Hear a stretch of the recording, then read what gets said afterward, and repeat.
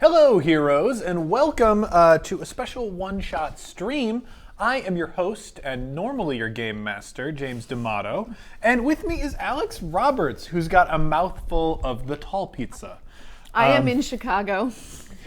Yeah, we're doing the most romantic of pizzas, the high mess, known to those who love it, the above ground slice.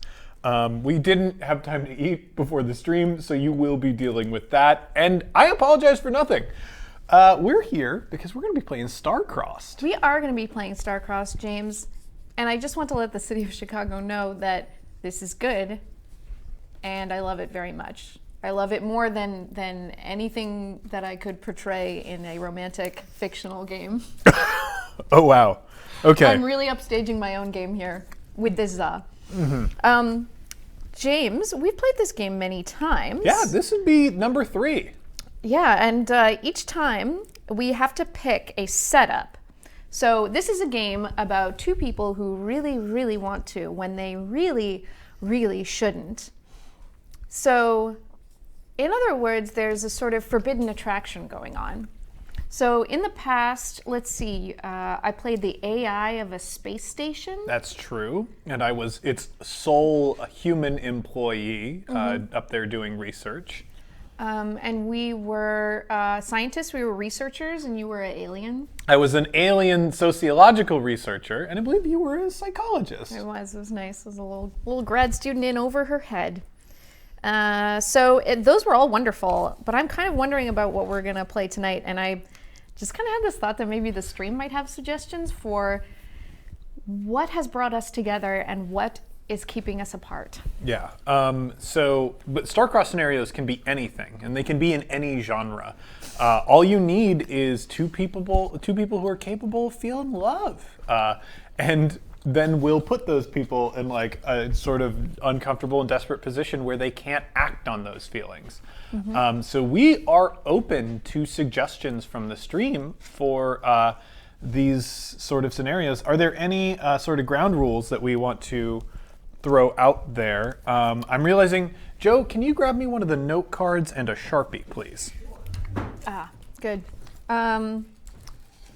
Just some stuff. Okay, I'm seeing the words fake dating said multiple times. Oh my God. Whoa, Sasquatch and Sasquatch Hunter. Holy cow. I've never encountered sexy Sasquatch. The ultimate bear. And I've played a lot of Monster Hearts. I think that's what Sasquatch hunters know them as too, the ultimate bear.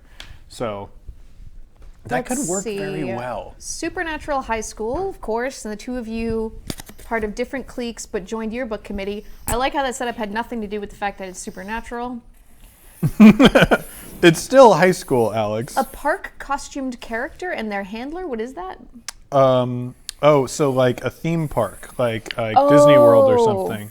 Right. Are they, I don't know, that's not that forbidden, unless Well, I mean, one of us would still be, yeah. Like, I guess if you're a handler, I don't know if there's... Disney stuff, it's super forbidden. Really? Yeah, you don't want to have someone here and someone here that are like in a relationship or related in that situation. That's very interesting. It's like workplace fraternization or whatever it is. Well, yeah. Typical of the mouse. Yeah. Let's see. You will not fuck in his house. A pizza and a pineapple. Secretly bees, you're banned in my heart. Yeah. I don't have the power to ban you from the channel, but I want you to know you're banned from my good favor. Secretly bees, I have to say, not only am I afraid of bees irrationally, not a phobia, I also like having pineapple on pizza occasionally, so... Then that unites us. That can be something that our characters have in common. We're going to be presenting a tough united front on that. And let's see, Red Lobster, Waiter, and Tank Lobster. Now that's starting to get into some territories where I think really probably you shouldn't. But that's what makes it good. Like, we don't have to go. Does the lobster love back? It's a lobster. Well, maybe it has the soul of a man imprisoned inside it. Fuck, that's advanced. That's very advanced. You gotta see, we gotta spin off of these things. Also, all lobsters have the souls of men trapped inside them. That's why they're immortal. Okay, I'm thinking now. Originally, when we were headed over, I was making a big claim of there's no scenario that Alex could like sort of latch onto or throw out there that I wouldn't be game for. But I don't know that the soul of a man imprisoned inside a lobster is one that I can really play through in Starcrossed. I think we found that limit.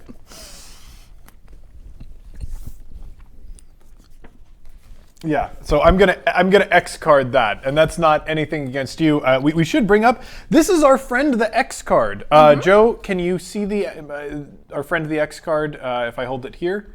Cool. So for those who have never used an X card in any games that they've played before, this is a non-verbal signal for, ooh, let's not do that. And especially when you're playing around with subjects that could be taboo, could have like implied societal consequences, and maybe even for some people, romance itself is like enough of a squicky area that they're not sure. The X card protects you by allowing you to shut down potentially like any situation that you can't engage with, whether it's making you feel uncomfortable or it's just something you don't want to do. Yeah, you can just be like, meh, not my thing. And so we'll be either tapping the X card or we'll be saying X that to indicate that we don't want to work with particular elements. Thank you for introducing that while I was eating the za. Yeah, exactly. I gotta let you. You gotta give me time to catch up on the za. Okay, you take a za turn. Let's see. Okay, there's still like a really strong component for fake dating. Spies on a mission, like you're super spies, and then like we have to pretend that we're married for some reason. I do kind of like that. I know. But you're such a sucker for the tropes. Let's see. Mermaid fisherman stuff going on. Ooh. An outdated military AI that is being decommissioned, and the tech that is supposed to dismantle it. I really like that high concept. That's very cool. It's a high concept. That's very up there. Okay, rad. Wow, we're getting some really good stuff. That's a game in and of itself. Let's see. Different kinds of pizza. Son of a hurricane, you're just afraid of how powerful I am.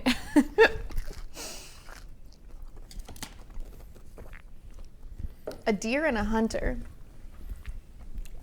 Again, I think we identified a hard limit with animals, but if it was the soul of a man trapped inside a deer. Well, what if it's a, sort of like cryptid type mythological shapeshifter? So you want to do the Sasquatch, huh? I mean, Sasquatch is not wrong. First of all, Yetis over Sasquatches any day. Wow, you are really drawing a hard line that I don't think should exist. I was told to sort of stoke controversy. That's a big part of the... God, do the people on the stream have like any idea who I am? Should I have like introduced myself in any way? I think you should have introduced yourself a little. Yeah. Hi, I'm Alex Roberts. I'm the host of the Backstory podcast on the One Shot Network. I work with Bully Pulpit Games as well, and right now Bully Pulpit is publishing my game, which is called Kickstarter. What? Did I just say that my game your game was called Kickstarter? That's a bad... She did it bad. It's called Starcrossed. Did it wrong, folks. You heard it here first. We'll fix that in post. I'm being told there's no post. Yep, this is live. It's just live. We're doing it live. So I made this amazing game called Starcrossed with my good brain, and it uses a tower of these lovely wooden bricks to simulate a relationship that is becoming increasingly, shall we say, tense. So the kinds of relationships we're talking about right now. It's on Kickstarter right now, and it will be there until May 10th. So if you want to check it out, either while you're watching or at some point later, oh yay! Thank you for sharing the link. If people want to check it out and maybe consider backing or supporting or just reading more, I would be really delighted if you did that. All right, Mothman and Owlman. Is Owlman real? Owlman? Yeah. Okay, well, I know Mothman is real. A jar of honey and a hive of bees. No bees. There's a lot of cryptid support, so I think maybe we should explore that. I could do bees. I have no problem with I bees. don't want to push you. I don't have a phobia. I'm irrationally afraid of them. And I see no bees here. So it's fine. That's right. Okay, we're not LARPing the bees. Yeah. please no LARPing, no prop aids that are actual bees. Would you feel comfortable? Just totally neutral question. Would you feel comfortable around a fake bee? Yeah. I have no problem with bees conceptually. I'm just irrationally afraid of them, not a phobia. TM. Okay, so yeah, we've got a lot of like... Let's explore cryptids as a space. Okay, just cryptids in general. So I do like the idea of sort of shape-shifty cryptids. I want something that like... Well, I guess the one problem that I have is how do we know, like, there's no social pressure that exists for a cryptid, right? Theoretically. So are you thinking two cryptids or like a cryptid and a human? Cryptid and a human or two cryptids. Either way, how are we creating the circumstances? Because one of the things that I'm still not fully comfortable with is I don't want a relationship that is like necessitating one of them getting hurt. That's not my jam. I've X-carded that. That sounds good. That's totally fine with me. I mean, it could just be that like people would never understand our love, and maybe I have to live in the woods. Well, if you're a cryptid, are you understood to begin with? Well, exactly. But think of the stakes for the human. Well, right? So the stakes for the cryptid are then if I am around humans, I will get caught and... Yeah, you get like hunted down and stuff. Okay. Get taken in like a spooky X-Files episode or something. Ooh, okay, I can grok that.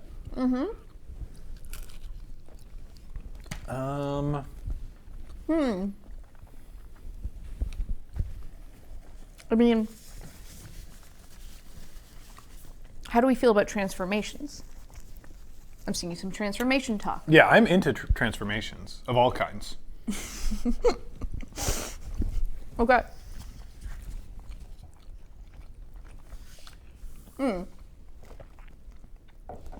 Okay.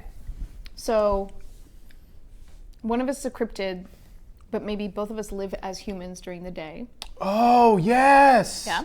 Okay, good. Thank you, whoever was kind of suggesting a little bit like that. Let's see, and then... Because the cryptid may have just decided, like, I can't let anyone get close to me,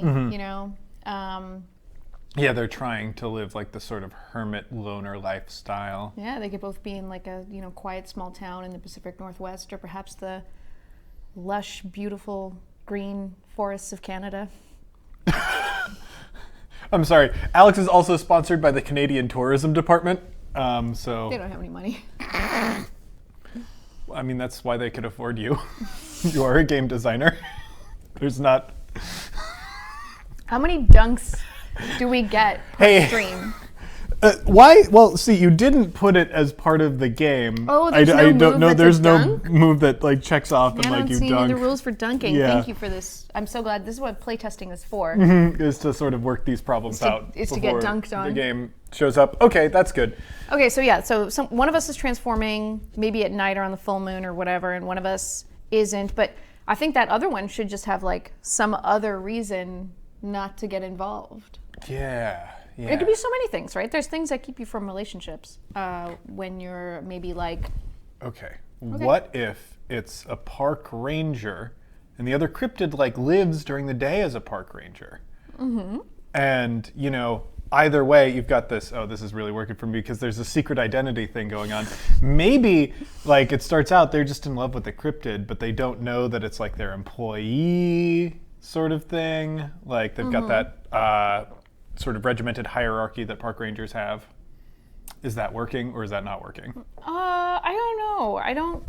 I'm not like drawn to the park ranger politics. I like a more maybe like relational thing where like, I have young kids and I just don't want to get involved with anyone right now until like they're a bit older, or I just gotta have a breakup, or or maybe it is some sort of like isolated area, like a logging camp or whatever. We're here for a couple of months, and I know that we're gonna have to go our separate ways, so I just don't want to get involved. Don't want to get my heart broken again. That's the nug right there. Don't want to get my heart broken again. Okay. People are still just talking about other cryptids, which is actually, it's good, and I'm glad that they're enjoying it.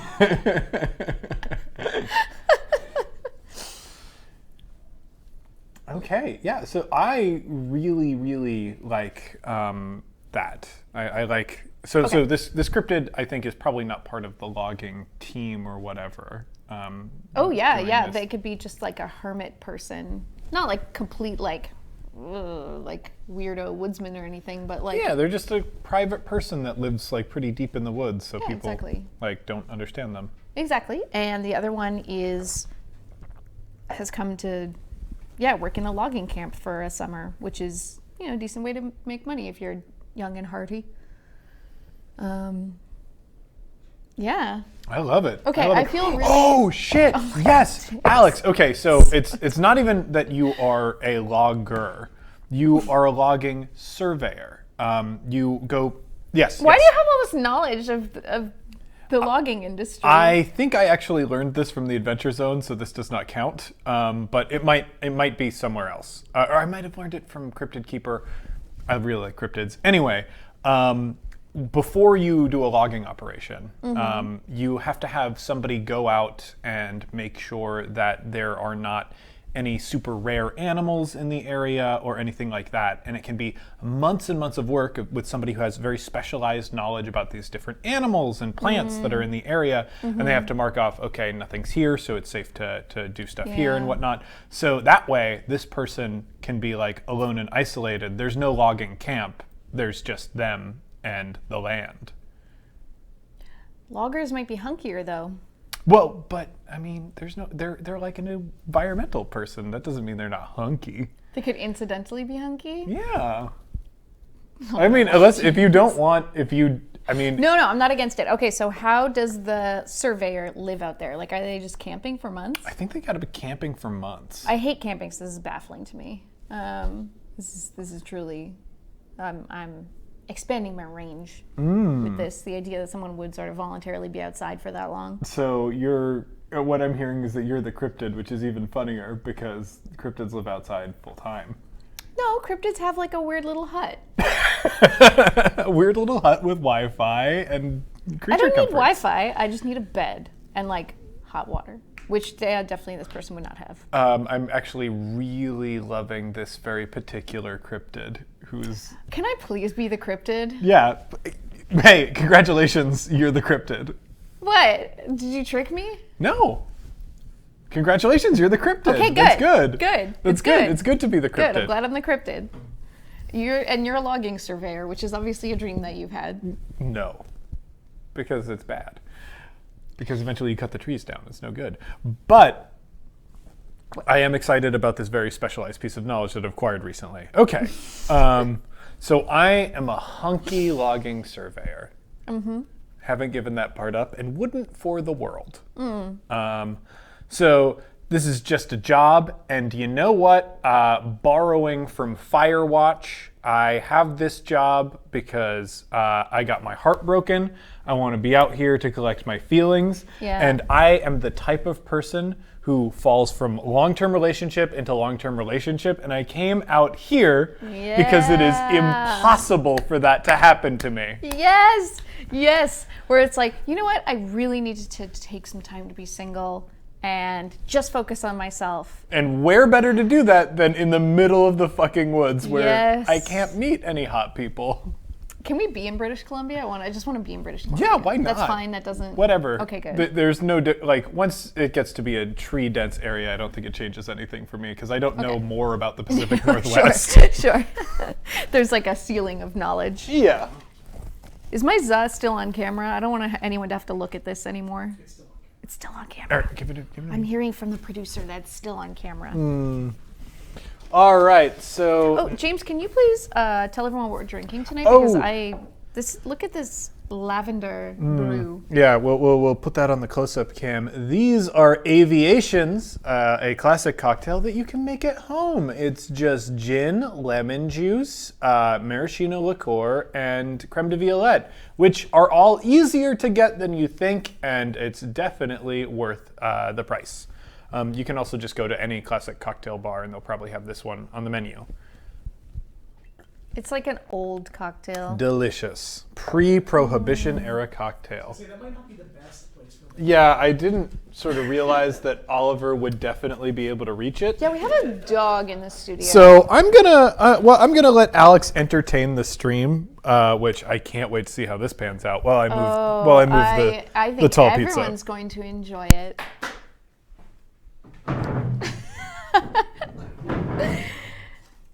How's everyone doing tonight? Hi, I'm Alex Roberts.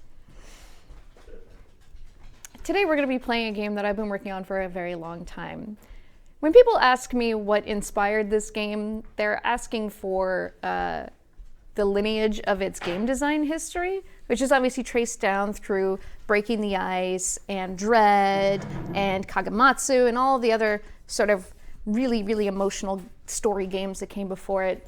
But really, it's inspired by my own life. Oh no! That's very sad. No. Though I can't imagine any role-playing game that you really want to say, yeah, I relate to this because of my life. Like, Dungeons and Dragons is not good, probably. Superhero roleplay. It means you're either like constantly fraught with battle. I guess Golden Sky Stories. If you look at Golden Sky Stories and say, hey, this reminds me of my real life, good for you.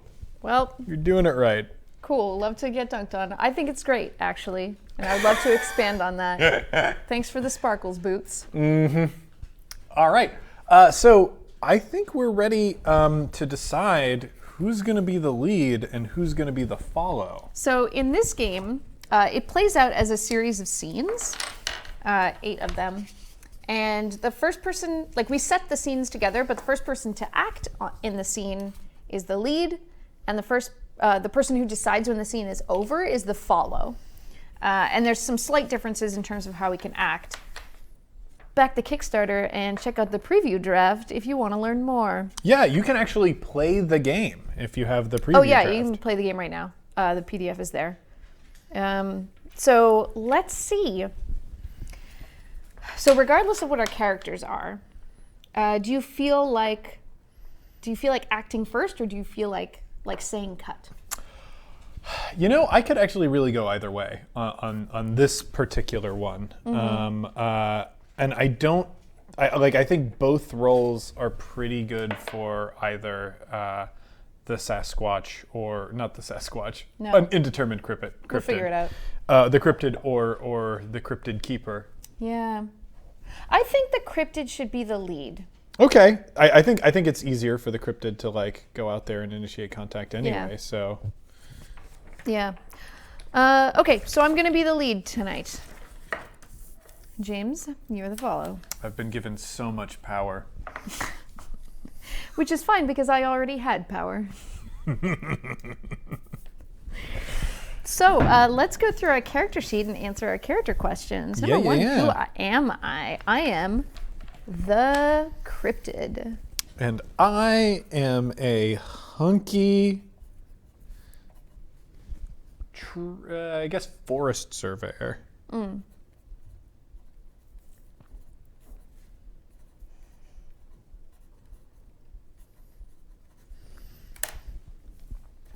What is my most attractive feature? Oh my God. Well, you know, the vision that I've got of this character is that, you know, especially because he's like a serial monogamous type, I kind of think that he feels his sensitive soul is his most attractive feature. Bless your heart. He needs to go into the woods to get over love sickness. I'm picturing the journals that you brought with you. Yup! Yeah. Big pack of moleskins. Big old pack and of moleskins. he's going to fill up a couple Oh, yeah. on this one. Yep. What is my most attractive feature? that the cryptid thinks? Think about myself. Yeah. I would think that it's that I am, like I am incredibly fit. Like I am super super fit and like lean and svelte. You know. Yeah. I'm gonna write svelte. There we go. Now, what are 2 things about me that I don't realize are attractive? So we have to take our character sheets and switch them because in this game, you tell the person that you're playing with 2 qualities about them that they don't know are attractive.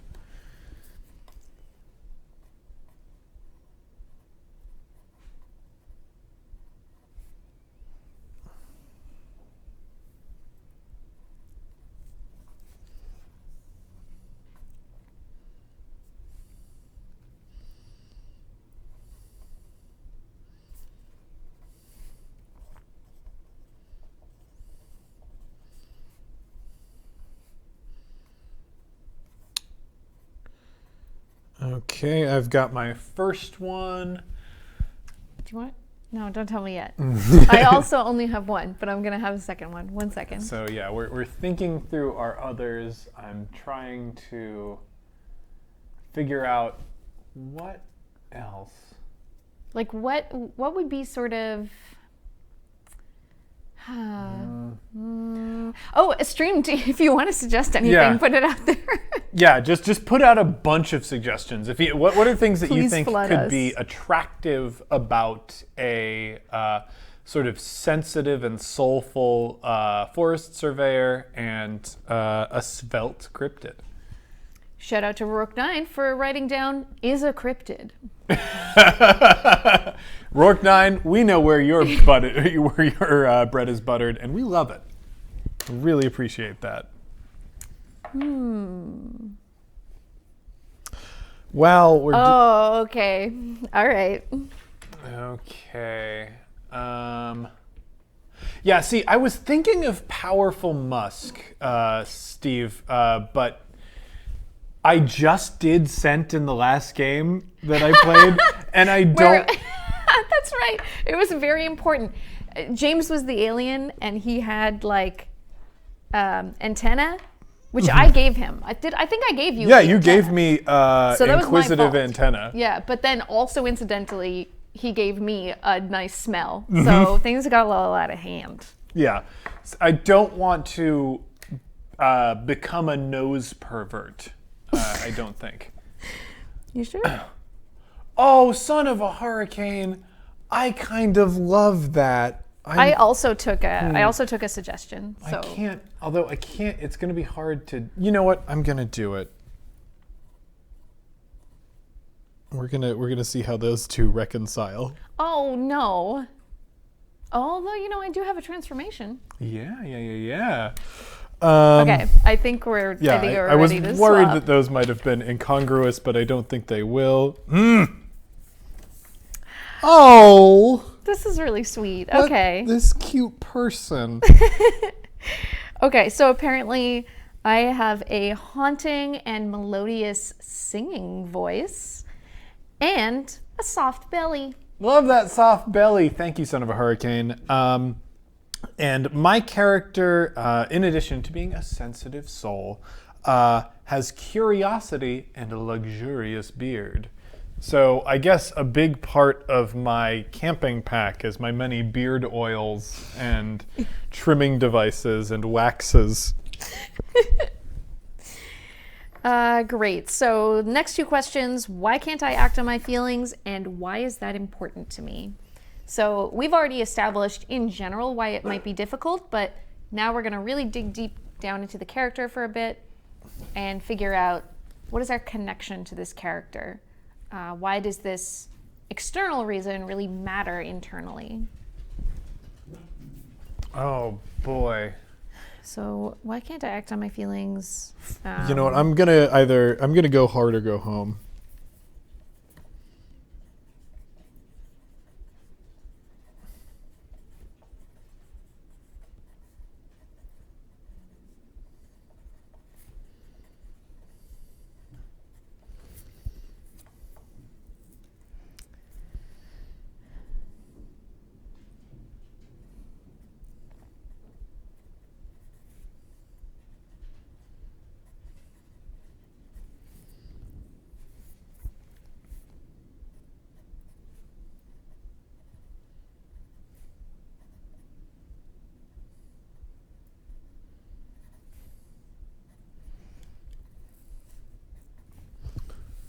Yeah, sorry that you have to sit in silent stream for a little bit of this, but we want to write it down and get it right. If you have your own waiting music, like sort of hold music at home, you can feel free to load up that MP3 or whatever else.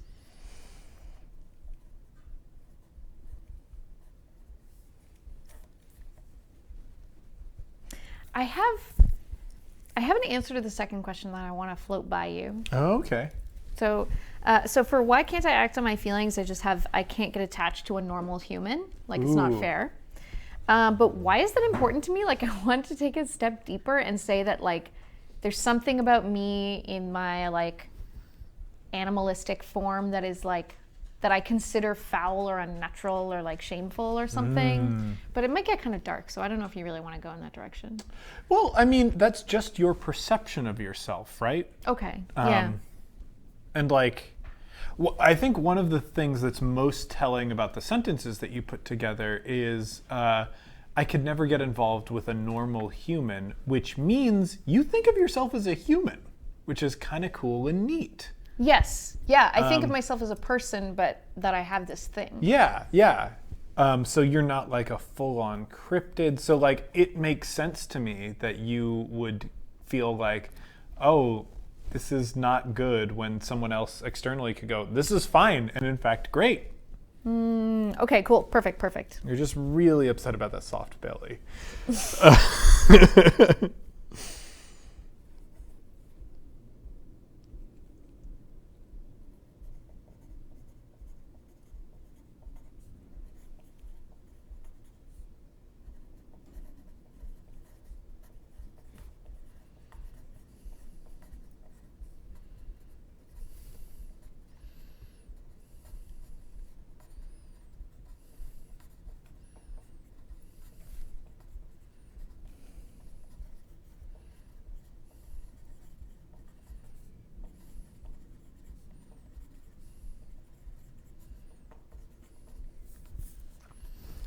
Okay. Are you All right. good? Yeah. I got some emotionally hard-hitting reasons here. Okay.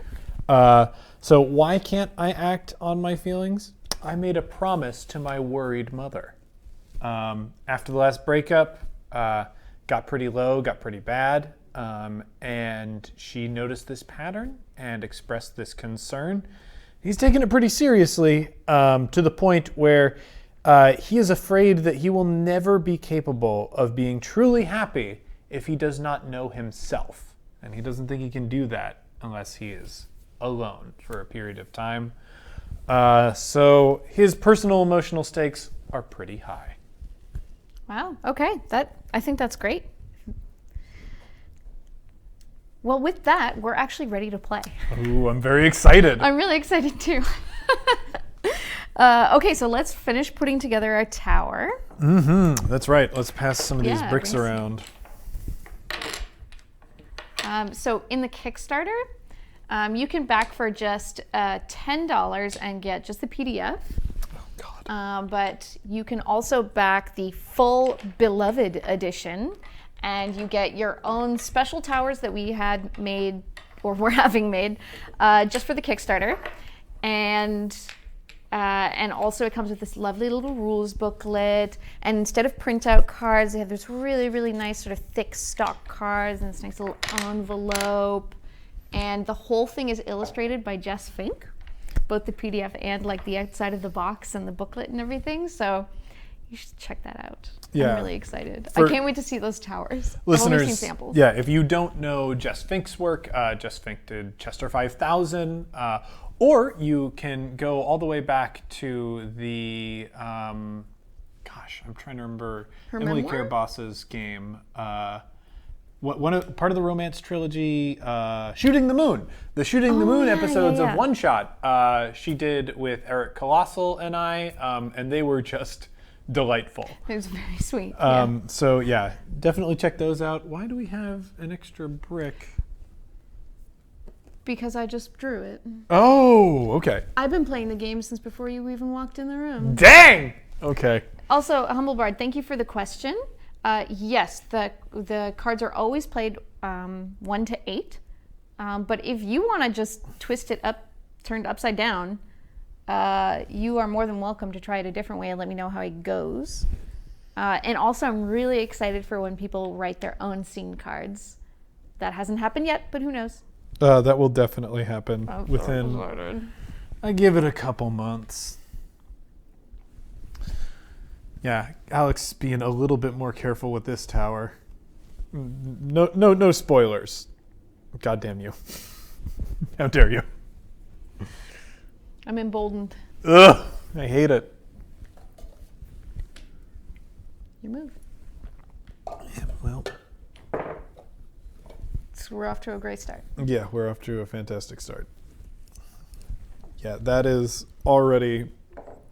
I don't know how much the stream's perspective is my perspective, but this tower is not looking great.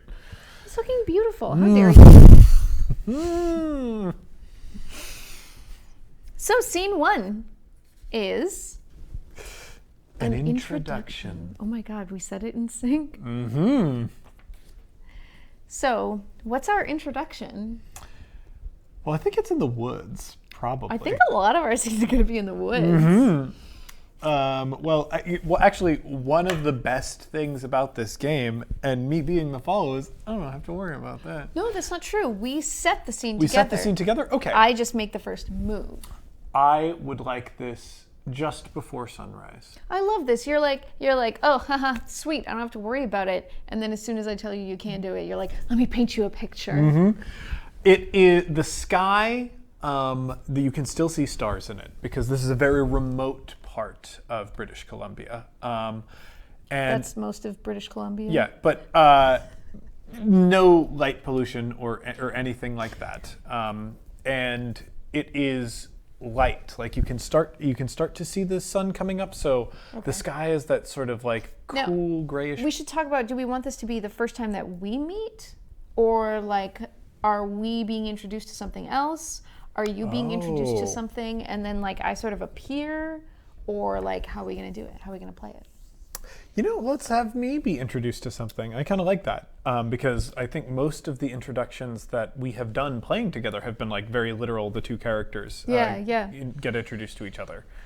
But so the sky is just starting to get some yellow, and you know the black of night is being overworn with this sort of grayish purple color in the sky, and you can still see so many stars above. Okay, cool. So, let's see.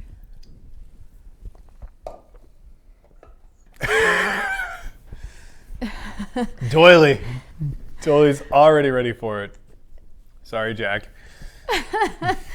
Thank you, chat, for keeping new chat people up to date. Mm-hmm. Great. Well, why don't we have you being introduced to something that's important in your job? Like maybe you found the place where you're going to camp for a really long time, or I think what's that's something it. that would be important? I found the site. I found the place that I'm going to develop into my home base base camp? for all of this surveying work.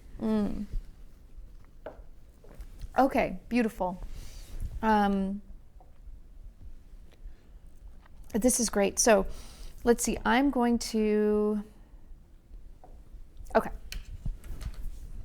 So as you're like unpacking and doing your thing,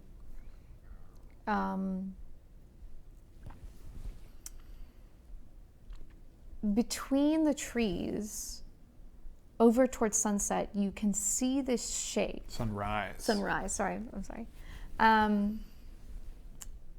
Towards the sunrise, you can see this shape that is sort of slowly ambling towards the camp. Ooh, I like it. So I think we see my character sort of surveying the land. They found this dry sort of patch that has a little bit of a cliff overhang above it, so it's not going to get rain on it if and when it does rain. And this area where there's kind of an ambling movement, I think, is towards the sunrise, so towards the east. And he's squinting at the sun, which is like just starting to peek up over these trees to try and make out what this could possibly be as he takes off of his large, broad shoulders the packs and various camping equipment that he has to set up. He's only doing it a little bit and slowly because he's worried that this could be like an animal or something that he's just not familiar with. Mm-hmm.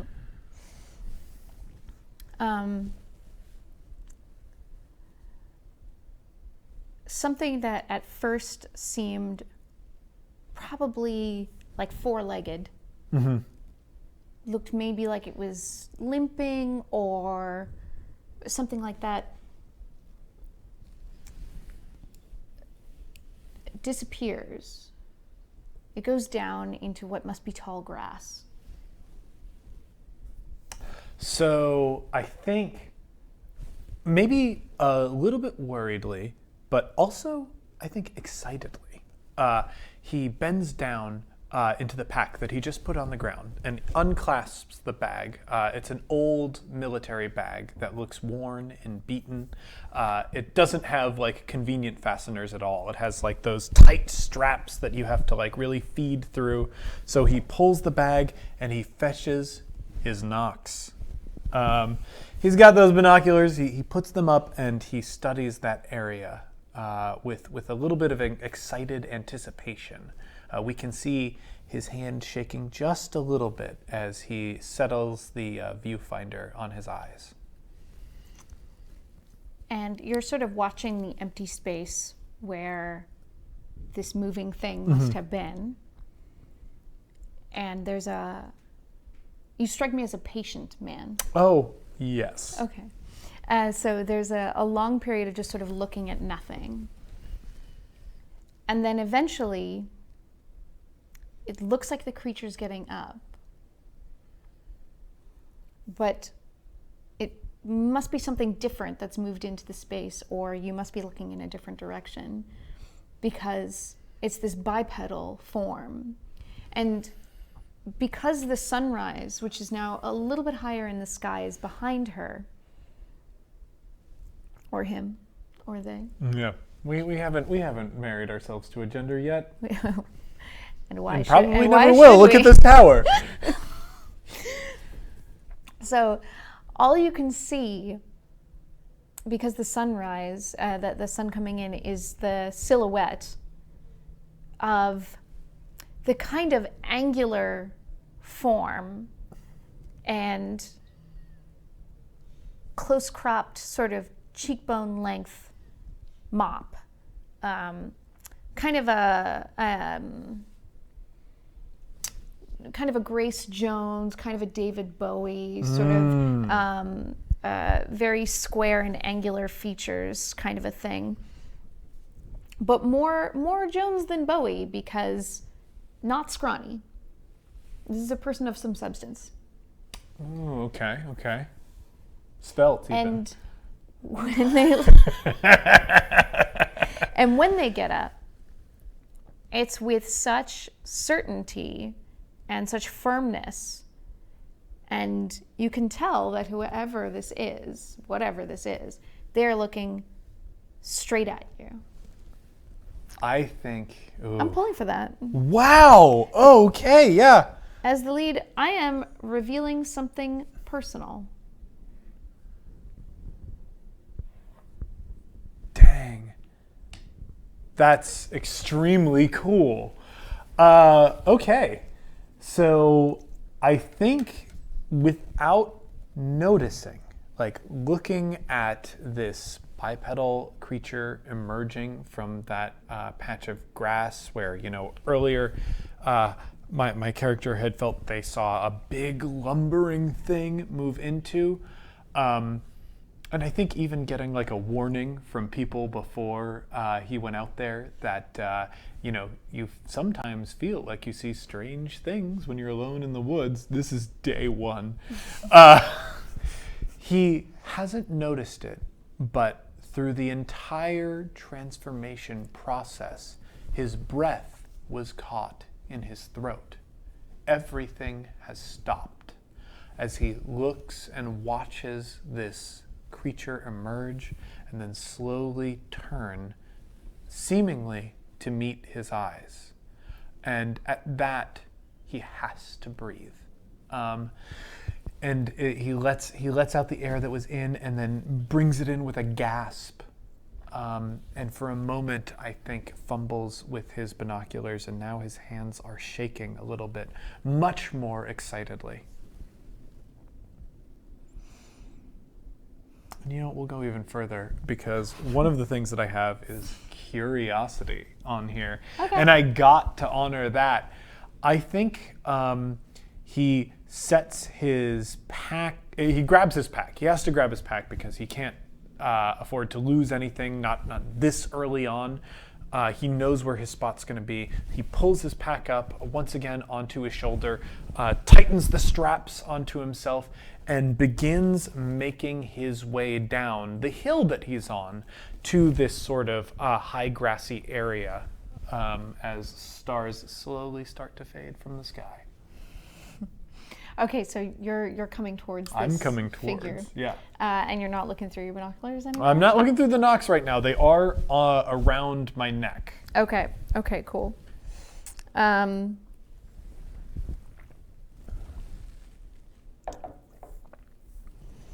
Let's see, we have the sun coming up and we're starting to get into the very early morning. You can see sort of touches of blue in the sky. There's no stars in the sky anymore. And the figure that you were looking at while you were stationary has looked at you so confidently and so unmovingly and so unwaveringly.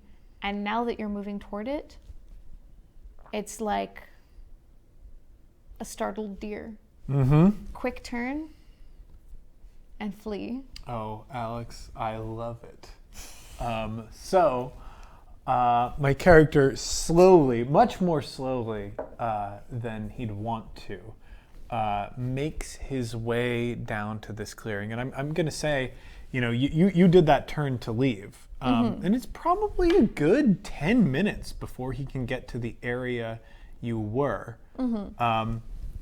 But he arrives there, being someone who is used to being in the woods, likes camping, likes the outdoors, and is here to survey the different wildlife, is fairly confident that this is around the spot. And he doesn't see anything, and he moved down so quickly that he's a little bit out of breath. In addition to being excited, seeing something that he's not quite sure he understands, which is obviously new and interesting to him, being a curious person. He sets down his bag and sort of sits in the grass to wait, knowing if it's an animal, I've probably startled it in some way, and I don't want to have missed my chance. And as he does, his hand sort of carelessly rests on the grass beside him, but he feels something soft and warm next to him. And he looks, and it appears to be a large, hairy patch of freshly shed skin of a creature that he does not recognize. And I am going to pull for unintentionally touching you.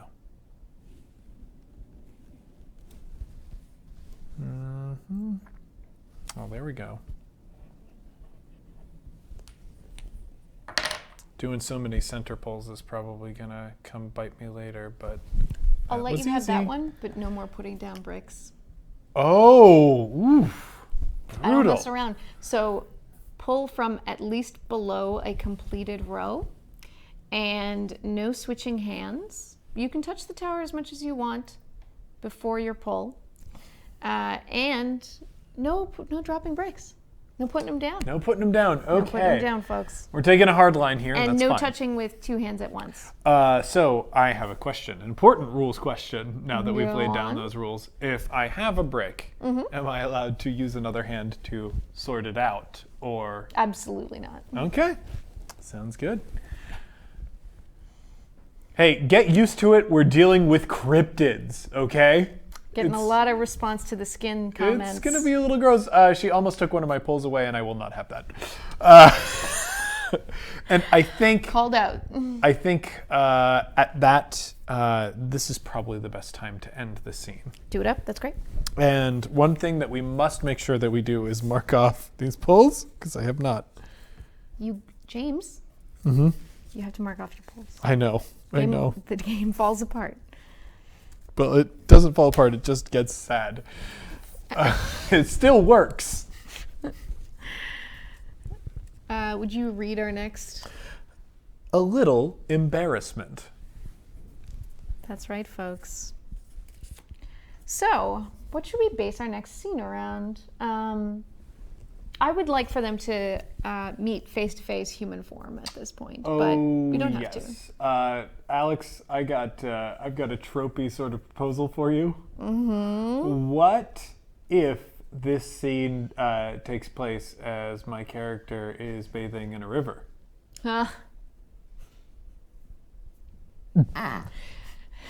Does that work? This is because of all this shit I pulled when we were recording Kagamatsu. Yes. This is revenge. That's fine. I earned it. Yeah, go ahead. Be Awesome. bathing in a river. And where it's a beautiful sunny afternoon, you've got your nice little camp set up and everything, Mm-hmm. and you are at the nearest kind of water source, which is where you get your water from and stuff. And you're finally having, it's a warm enough day that you can actually enjoy these freezing cold mountain springs. Okay, So I want to say, I can't say whether or not I startle you, I guess, but I walk right up to the edge of the river, and it's not clear how long I've been standing there. awesome. When I say, now in this game you have to touch the tower if you want to give dialogue. When I say, how long have you been here? Awesome. So I don't know if this counts as dialogue, but I will touch the tower anyway. My character lets out a that echoes across the hills and the water around. That definitely counts as dialogue. And I think so many things. He drops, I think he had a bottle, or no, he had a little tin of beard wax. Because Oh my Christ. we know it is so well cared for, this beard. And he immediately bends down to pick it up, but also he is nude right now. And he had a towel around his shoulders, and wouldn't you know it, if you bend over when you have a towel on your shoulders, that towel falls right in the water. How high is this water? Because I'm wondering if you're revealing something unintentionally. I do like that, so I am going to pull for that. Thank you. Anytime. Boom.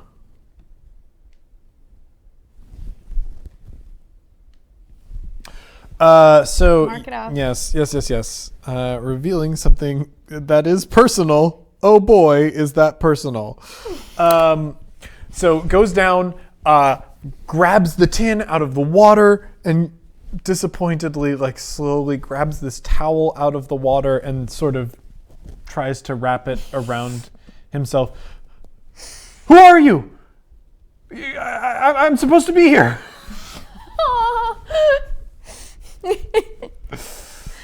She is unfazed. There's no sort of really much of a change in the expression in her face. She cocks her head slightly, and you can see her return it to normal when you turn around to meet her. And she says,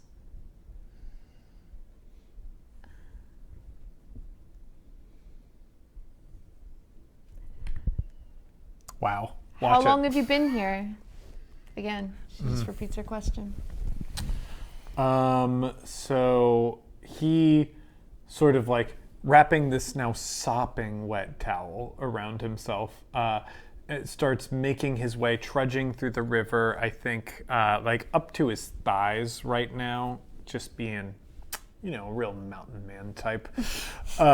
Moving through this water as he goes towards his pack and stuff. And yeah, it is a nice beard. It looks fantastic.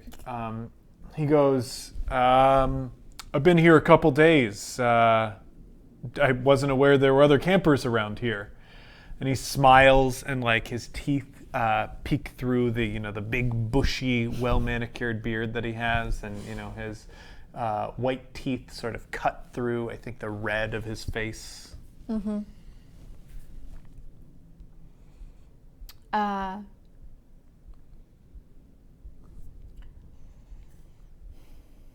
She is looking over the things that you have set up here. And she's looking over your camp. And then she turns back to you and kind of looks you over and kind of has this curious, furrowed brow. She doesn't seem to be meeting your gaze very much. Mm-hmm. She's kind of looking you over. And she says, I live here. She jerks her head in a vague direction. It says, it looks like you're going to be here for a while. Starting to collect himself a little bit, walking over to his pile of clothes, sorting through them to find like a pair of boxers. I think it's actually it's not boxers. It's not cool. It's long underwear. He finds... Gotta stay warm. Yeah, you gotta stay warm. Finds some long underwear and starts pulling them on underneath this towel before he feels like sort of comfortable to let it drop. And it hangs, just below his waistline. You get a little bit of that sweet V. You know what I'm talking about. God. You don't need to stroke the tower. I'm gonna say something. Oh, I wasn't aware there was any private property out here. I'm sorry. Actually, it would be really helpful if you told me about any of that because I've got to write it up in my report.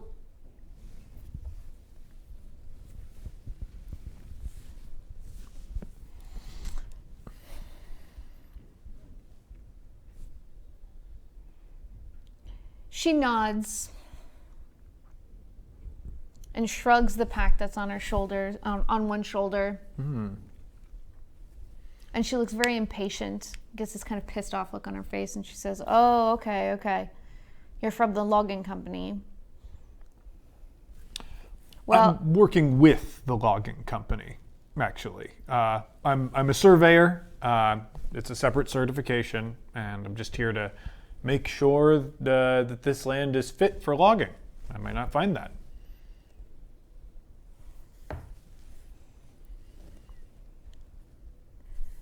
She walks up very close to you, very, very close to your face, and she reaches out and grabs your arm. Whoa!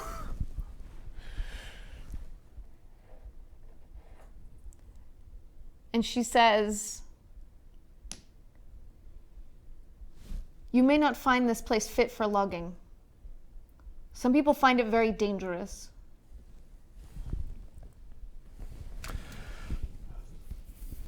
And I think he's looking into her eyes a little bit, like sort of caught in this intense gaze, because this fucking Ponce can't help himself with that sort of thing. And he feels her firm grip on his arm, and he like tries to pull out of it a little bit, and I think he finds that she is stronger, so much stronger than she looks. And he has to pull harder than he normally would. And I do think he unintentionally brushes her chest when he's like finally pulling his arm out of her grip. And his beard is already bright red. Yep. make sure you don't rest your hand on the table. Oh, that's when right. you touch. Thank you for the specificity. He realizes what he did and goes, "Oh my God, I'm so sorry!" And his face is already red because he's got this big, red, luxurious beard. That's down here. Those are the words that you used, and that's going to be a recurring theme.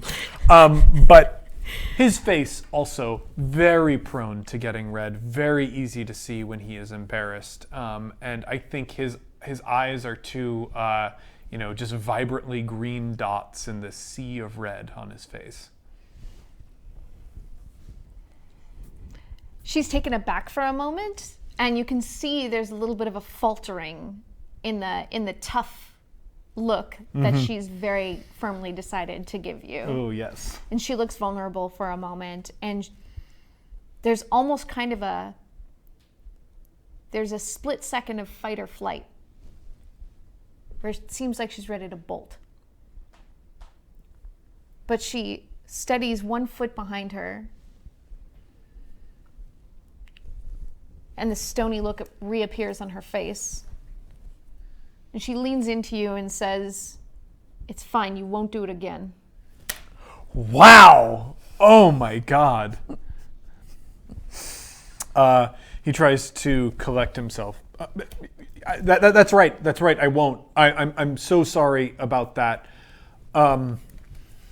Like I said earlier, I'm just here to survey things, make sure that there are no, endangered species or other wildlife in this area that could be at risk. And frankly, I hope I find something, because I don't want to disrupt any private property. And again, if this is your private property, you should tell me that so I can put it in my report. That would be very useful and handy to do. And he says this while sort of gripping his pack in his hand and just sort of nervously gathering it up as he's talking. She pulls a water bottle out of her bag and turns around, and her back is to you when she says, "There's no private property, and you put that in your report. I don't care."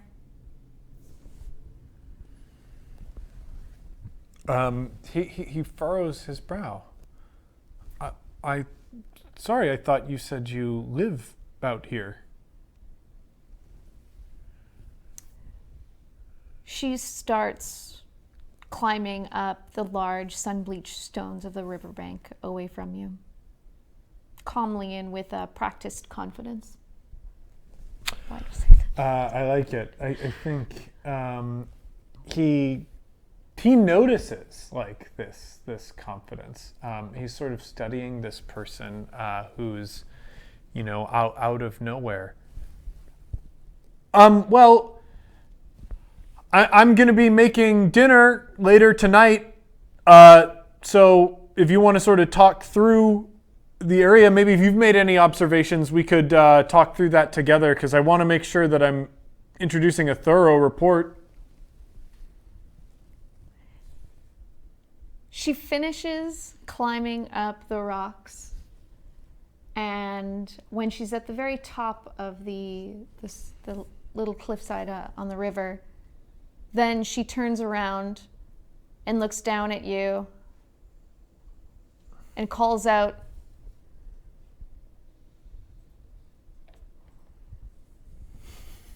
Yeah, there's some loose ones there. "I'm a vegetarian." Whoa, power move! I love it.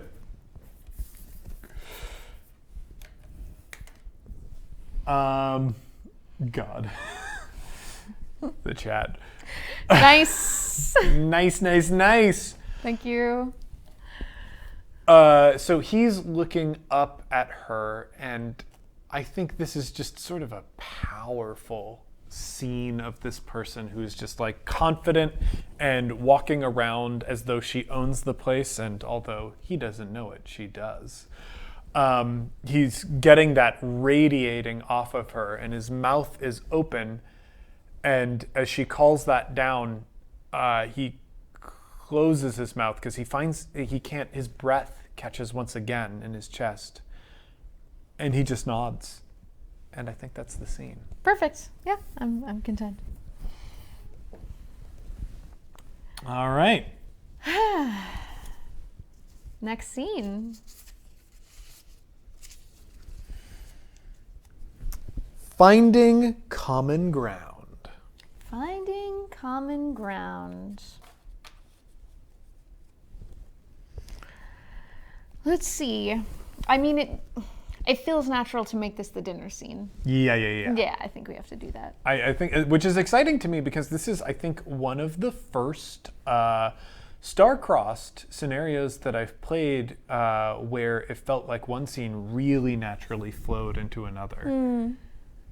Yeah, that is kind of unusual. Normally we can take some kind of big time leaps in between scenes. Yeah. Okay, cool. So to set the scene, this is at night. Yep. Maybe night has fallen. Yeah. Lovely. And we're sitting around the campfire that you have going, obviously. And this is, a much nicer fire than you would set for just one person. We'll say that.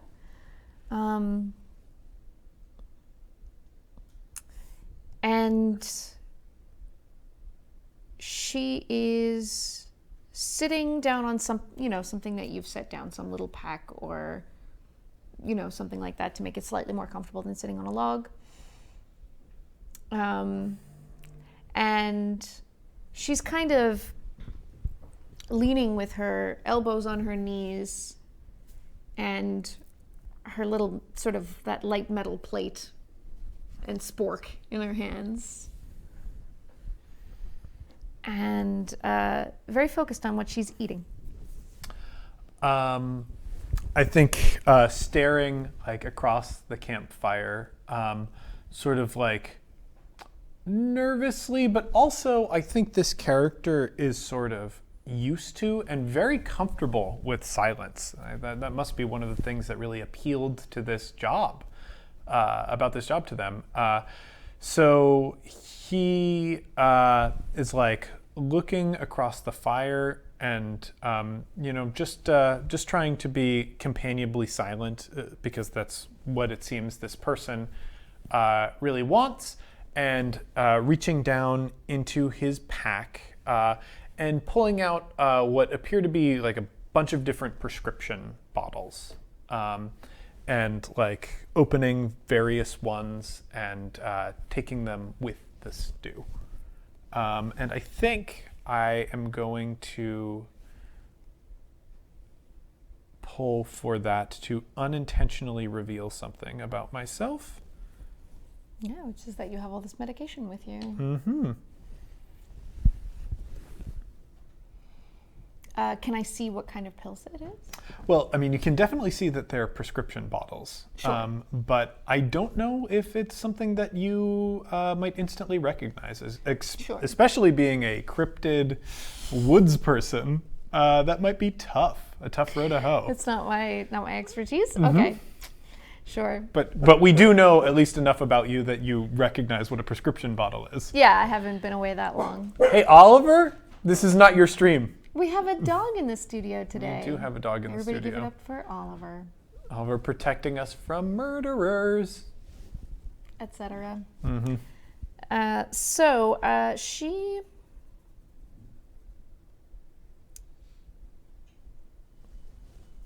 Let's see. Get a lot of praise for Oliver in the chat. Yeah. I'm sorry.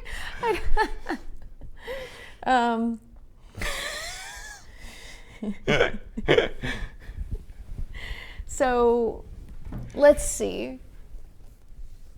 She's focused on what she's doing.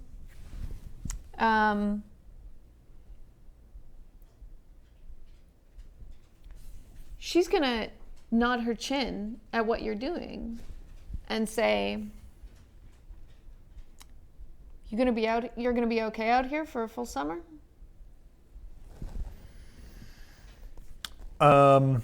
You can't see it with this character because it's dark and they're only lit by firelight and their face is so red already. But he does blush a little bit. Goes, I'll be fine. They're not for being sick or anything.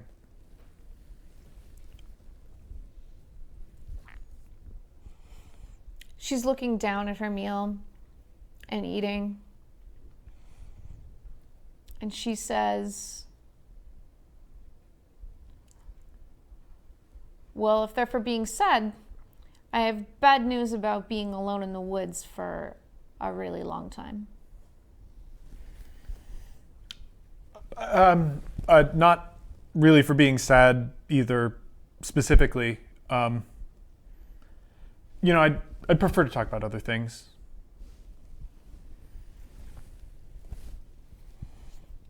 She doesn't miss a beat.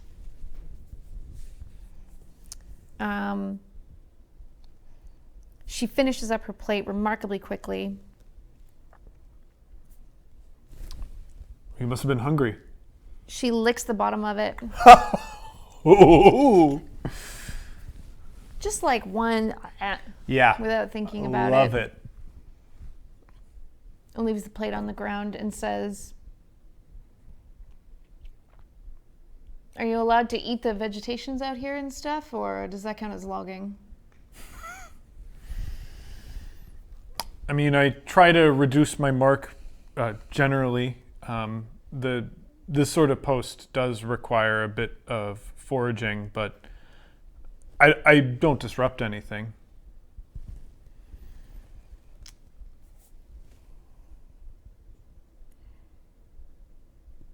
She takes a second and looks at you very seriously, and she says, you gonna do any hunting, neighbor?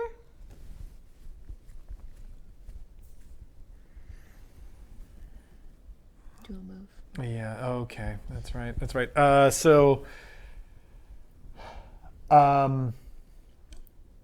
Furrows his brow a little bit across the fire and looks at this person, studying their expression.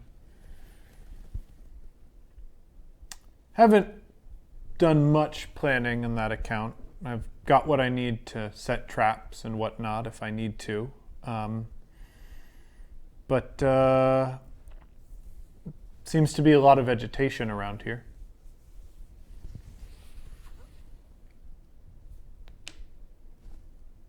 Wow. She nods and looks away from you and seems to relax. And she says, if you were here in the winter,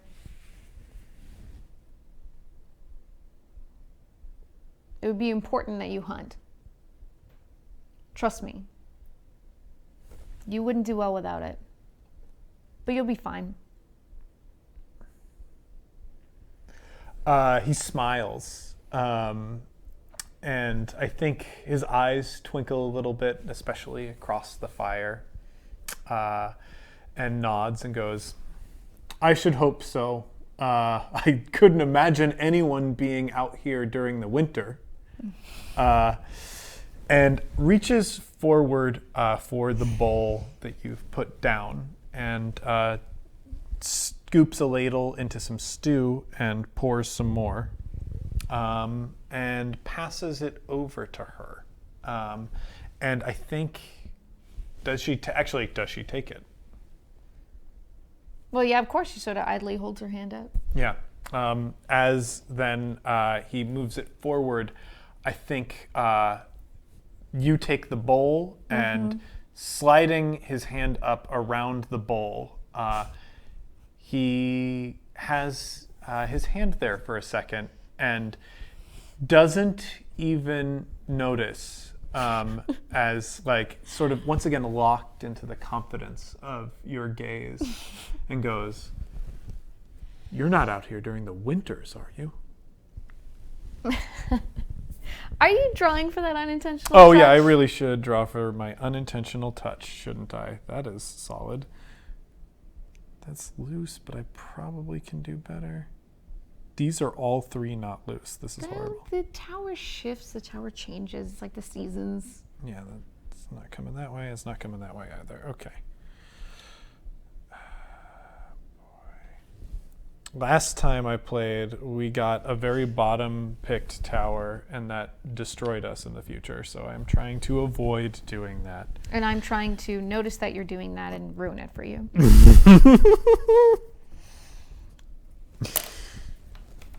So she notices the touch. And she looks down at her hands as she's holding this bowl for kind of a long time.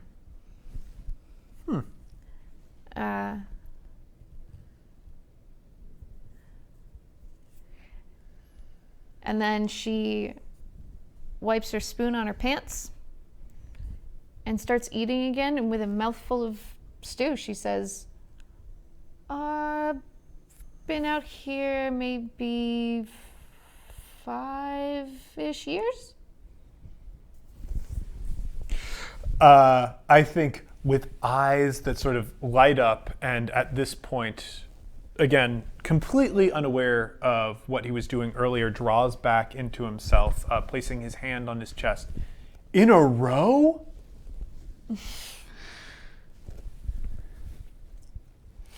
I just realized I intentionally revealed something personal. Mm-hmm. Oh my God, you monster. She bursts out laughing. So casual. I think his face grows hot, especially with his so forthright laughing, and reaches down to his canteen and takes a sip of water to sort of cover up his embarrassment a little bit. I'm sorry. I just didn't think anyone could live out here. There's nothing. I mean, apart from, everything. Gesturing his eyes towards the stars.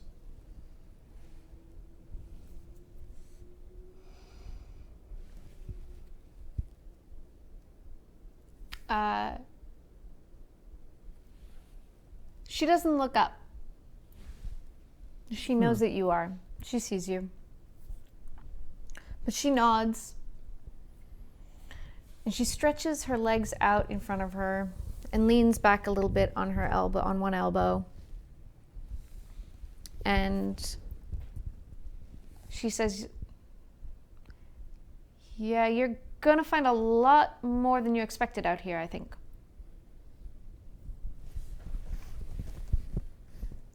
Well, that's good then for the survey, and I'm sort of out here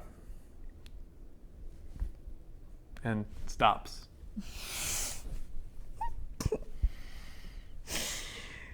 Why did I give you the power to end scenes? Mm-hmm. I know you want me to use my other poll before you. You will don't end it. have to. I You know don't have I don't to. have to. You just have to give me a good out. I've given you so many good outs. That's not a good out. I'm not done yet. That was an okay out. I want to see how you react to me intentionally not revealing information. Oh, I'm reacting.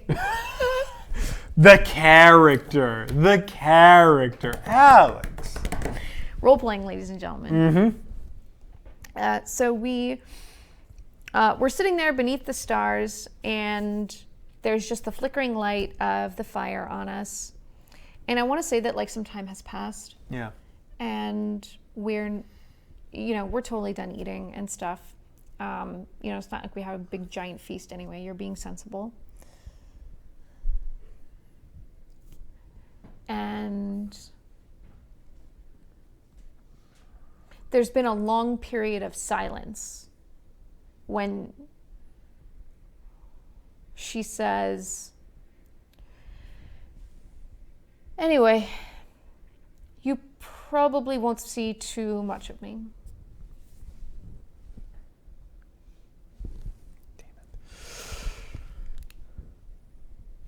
Boy. Gotta poke around here.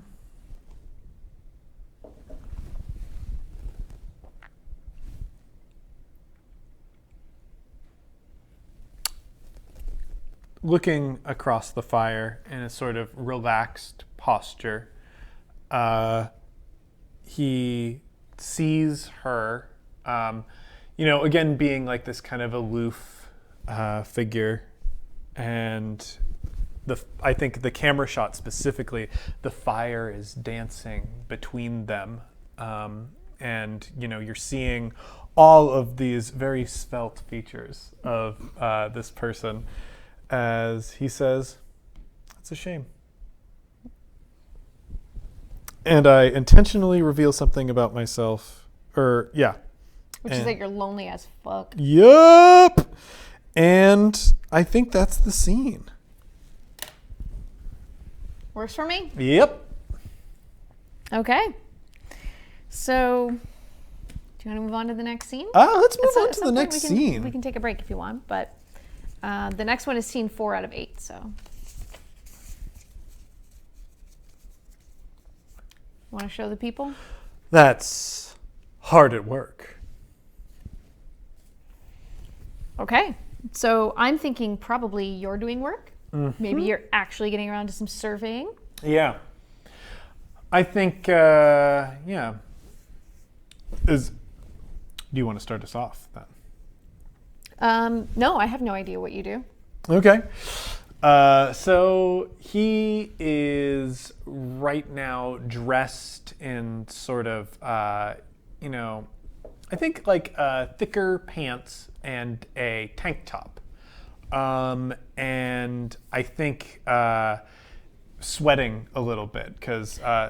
How much chest hair are we looking at here? Oh, there's chest hair, Alex. Just making sure. I think it's not like a full thick forest of chest hair. It doesn't come to match the beard. But it's actually like you're only seeing a peek at the top of the chest hair because you're actually seeing this character's binder right underneath that chest hair, right underneath like their beard. And so he's looking around the forest and got one of those many notebooks out. And I think they've got 2 notebooks. They've got their notebook that is for the surveying work that they're doing. And the other notebook is just like full of sketches and things of that they've seen in the forest that they like. And I'm going to tell you, even though we are hard at work, we've got the sketch notebook open as they're just sketching a burb that's on one of the trees. And I think the sun is like poking through, and I actually don't know what the humidity is like in this region of the world. So I'm gonna assume that it's not too thick and musty, but like it's still hot. It's a hot summer day. Mm-hmm.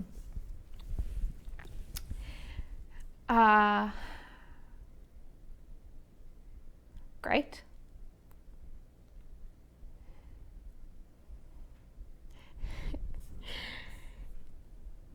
Could I sneak up on you again? Yes, please. Okay. So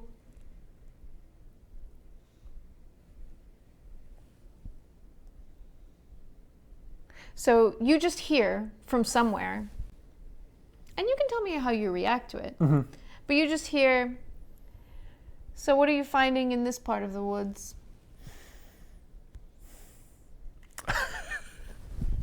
God. Oh man, I wish I knew anything about the wildlife in this region. I'm trying to figure out what to put in these trees. I think startled, definitely, for sure. Can we see like the starling or whatever that you were sketching also get startled? Yeah, I think it like takes off and flies away, because I think this is like something that we're kind of learning about your voice too, that's like filling the forest as it comes out. Mm-hmm.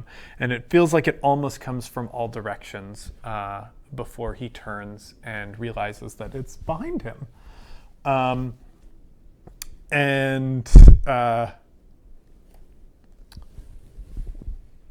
Well, there was a starling.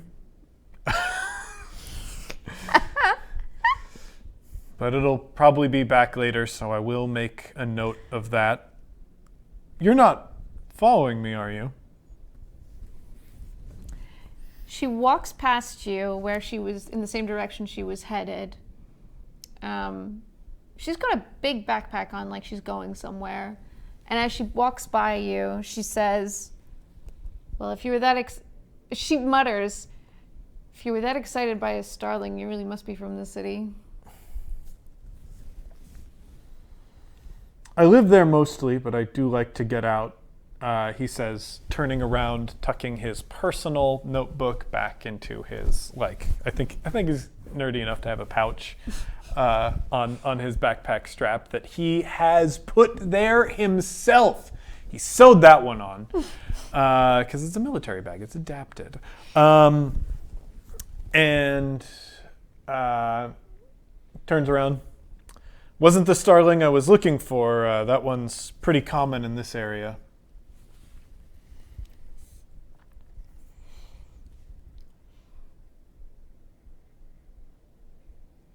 She bends down to the base of a tree, and you can see her shrug. Her back's to you, and she says, fair enough.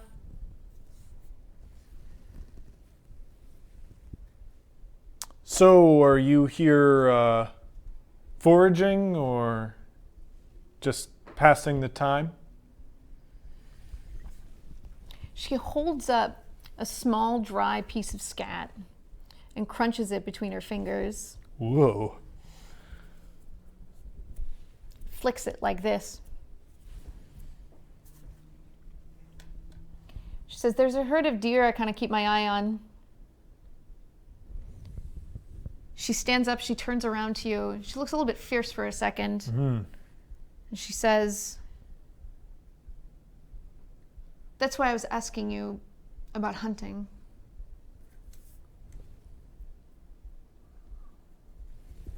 Let me pull.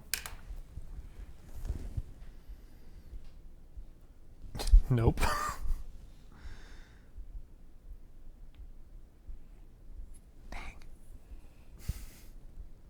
Taking all my easy outs. More will emerge. Mm-hmm.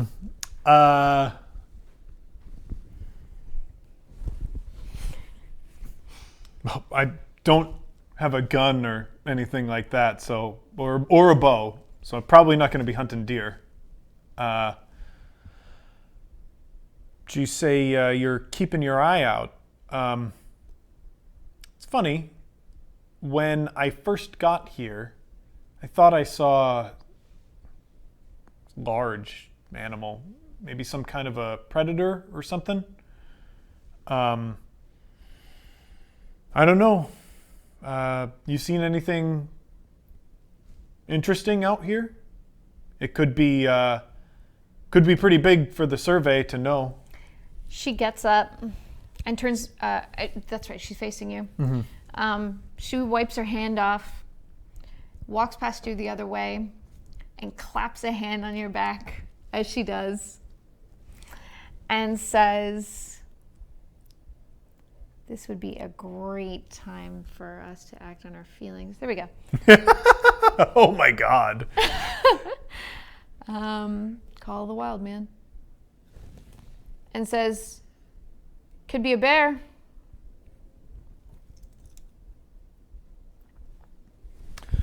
Touching the spot where he was clapped on the back, and looking after her, just start shaking his head. Now I know because I don't just live out here, you think I'm a city person, but I know that's no bear. Don't think I'd be finding skin if it were a bear.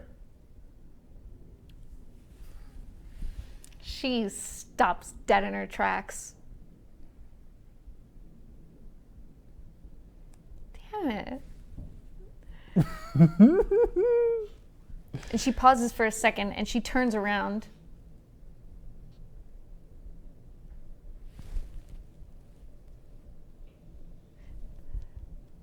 She just turns her head to look at you. Over her shoulders, she says, "Well, there's nothing bigger out here than bears. You should have a gun." Don't know what sort of good a gun would do against a bear. And for any of that stuff, you got to pull the trigger, right? I'm going to unintentionally reveal something about myself if I can find a brick to pull. There's a couple of bricks there, sort of in the tower. Maybe I'll take advantage of the situation to sort of... Well, the chat has brought up an interesting question, James. Are you doing a Canadian accent? Maybe accidentally. Well, I encourage you to cease this activity. Wow! Brutal! I don't have to defend that. God.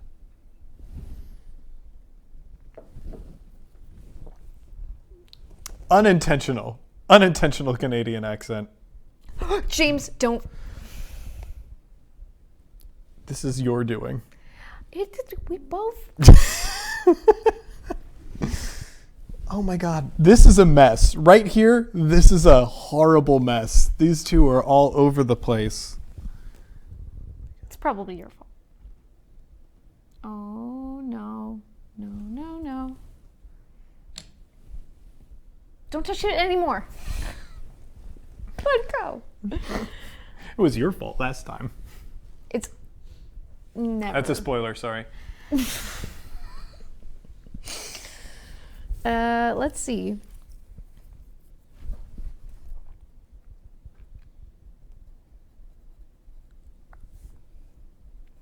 So you're unintentionally revealing that you don't know how to use a firearm. That I don't think I'd be able to pull the trigger if I were confronted with an animal, even if it meant to save my life.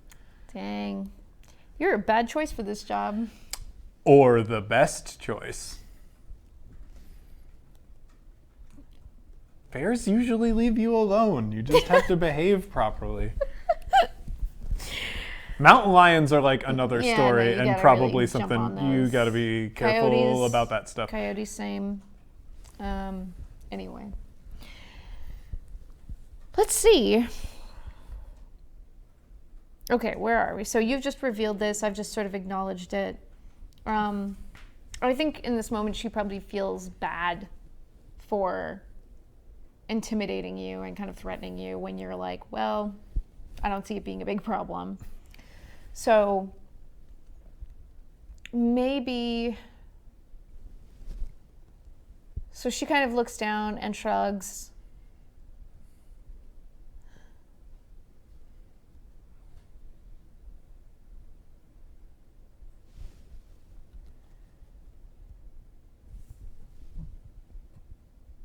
And she kind of throws her hands like this and says, "How did you end up with a job like this then?"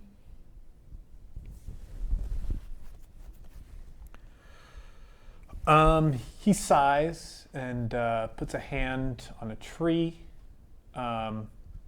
sort of raises his eyebrows a little bit, looks around at the trees above him.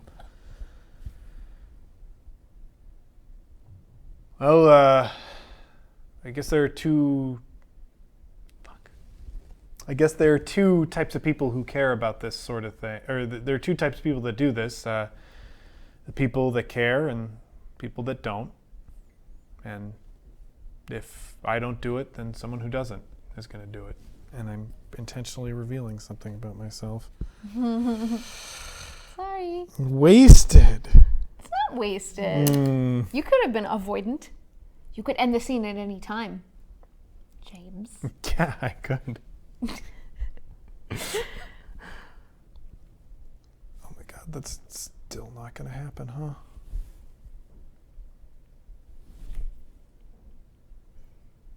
Oh, here we go. You want to go.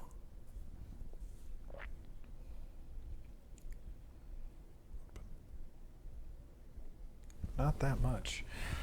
You did this. What? Me? Oh, was that Mario voice? That's worse than the Canadian accent.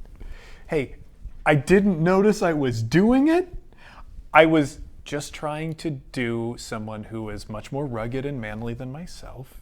And I ended You Canadian. can flatter your way right out the door, thank you. I know exactly how rugged and manly I am. Let's see. Wolverine. Why doesn't he have a Canadian accent? It would be great. Because nobody sounds like that. Well, actually, anyway, I gotta focus on the game. And it's... Yeah, get back to it, bub. You know what? Are we gonna have to have an intervention? Okay, so you've opened your heart a little bit, and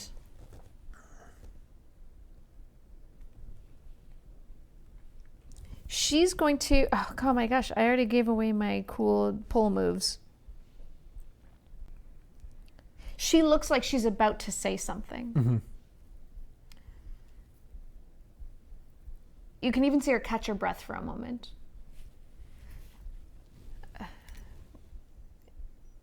And then she just shakes her head. And she turns around as though to walk away. Let's see. Yeah, I don't think there's any unintentional touching or anything. I feel like we got to end the scene right there. Sure, that works for me.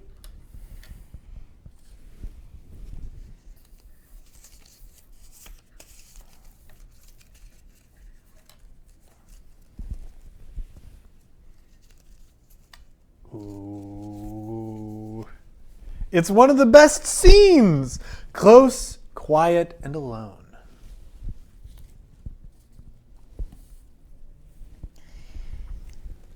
Do you have ideas? Well, there are a couple things that I can imagine being close, quiet, and alone. And the big one is a rainstorm, some kind. That's the biggest and most obvious. If there's anything else that you want to play with, let me know. It's a rainstorm. All right.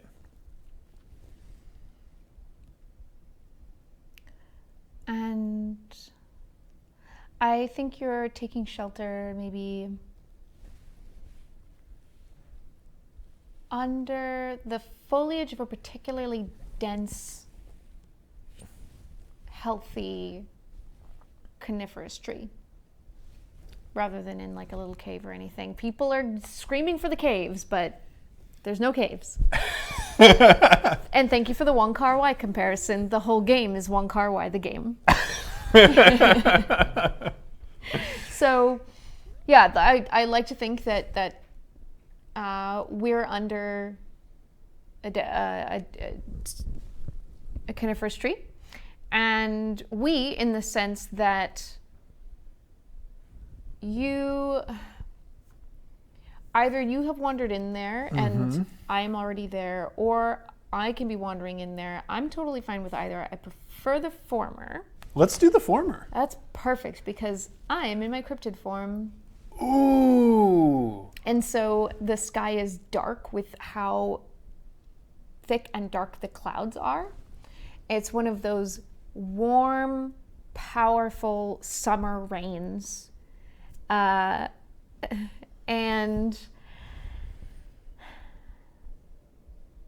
it's dark enough that you can't fully see. But once you're under there, you can sense that there's something there with you. There's a powerful, warm, but quiet breath. So I think immediately he freezes up. And I think soaked at this moment, right? People were going, doesn't this person have a tent? Obviously they have a tent, but they're still doing their job. And certain animals, it's going to be easier to know if they've been around or whatnot if there's been some rain out. So he's in a poncho, and his tent is far away, probably a good 30-minute hike from this particular area. So he's just got a small amount of equipment with him, got his survey notebook, was getting ready to hunker down, and then he hears the breath and freezes up, and once again his breath catches in his throat and he stops breathing.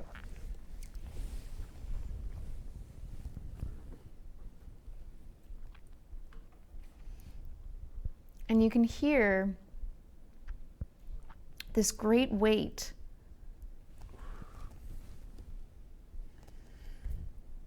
bring itself down on the forest floor, on that floor of pine needles, with a sudden breath out kind of sound. A little bit horsey, but not quite that. Ooh, love it. I think he turns around, and his instinct is to, I guess I'm not sure what bears are in this region, because Grizzlies, honestly, lots of grizzlies. I think grizzlies you're supposed to play dead. In this universe, grizzlies you're supposed to play dead. Yeah, because I'm pretty sure it's black bears that you're supposed to make yourself look big. So he turns and falls back on his back so that he can look up behind him, and freezes up to try and collect that information. I think whatever it is definitely sounds too big to be a mountain lion, so this is probably the right move. Yeah.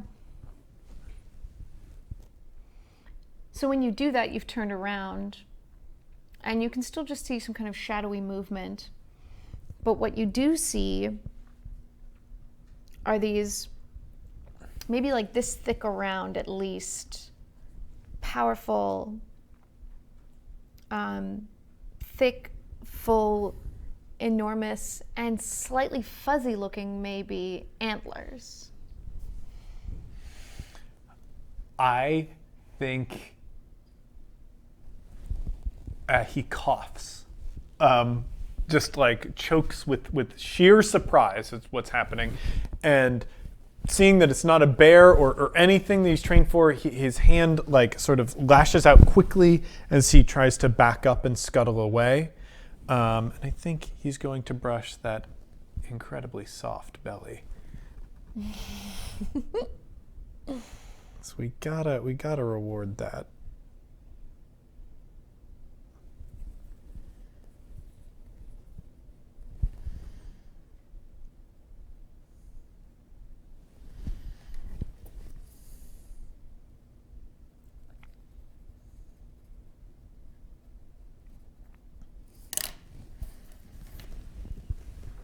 And I think the shock and surprise of that moment so mirrors the moment that we got earlier where he was trying to break her grip.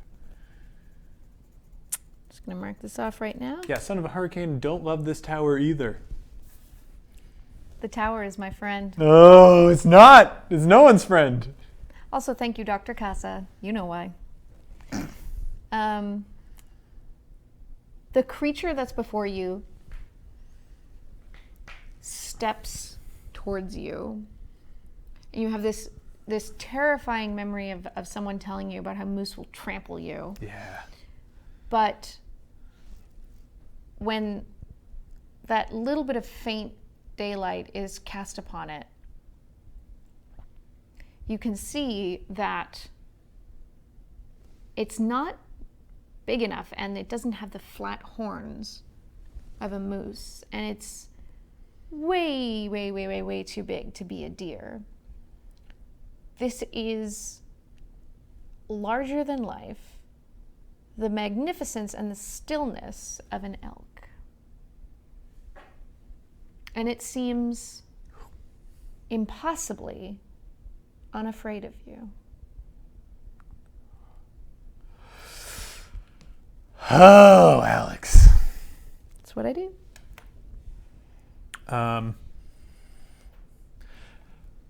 Just taking it in still trying to back up because he did have that moment where he braced like, oh shit, this is a moose.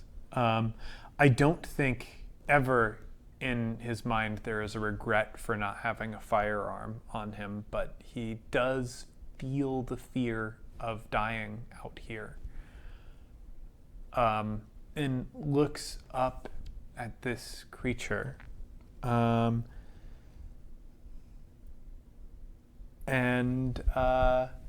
can say it because he doesn't know that this is a thinking thing. What are you? You're prettier than anything I've ever seen. Oh my god. Yep. Local man says that to elk. Yep. It's so good. Yup. We need to take a minute to perish. Oh, I guess that's unintentional reveal, right? Did I do it? Did I already do it? I didn't already do it, right?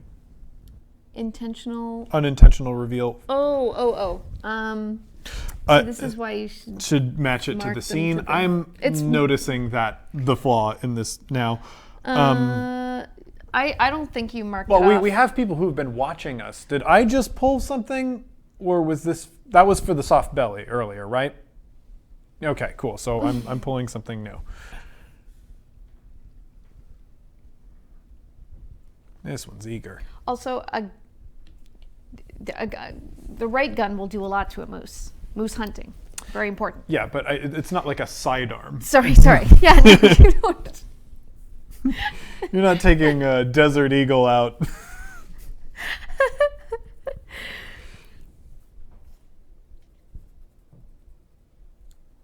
Nice try, Muller duck. Okay. Okay. So you're just backed up, sitting there in awe of this creature. The size of this lad. Absolute unit.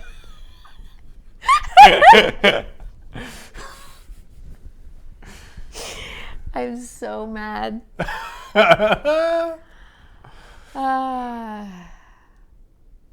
Okay. So it has stood up and put itself in the fading light of the day for you. Mm-hmm. And now it slowly goes back down onto the forest floor. And somewhat submissively, as though to soothe you, rests its chin on the ground. It keeps its eyes open, looking at you. I think he is patting around his various pouches for a phone or a camera. And I think he'll, slowly talking. No, I'm not going to do anything. I just need to take a picture so that I can put this in my report. Because you're going to change everything. Oh no! Big elk. You're going to be the discoverer of big elk.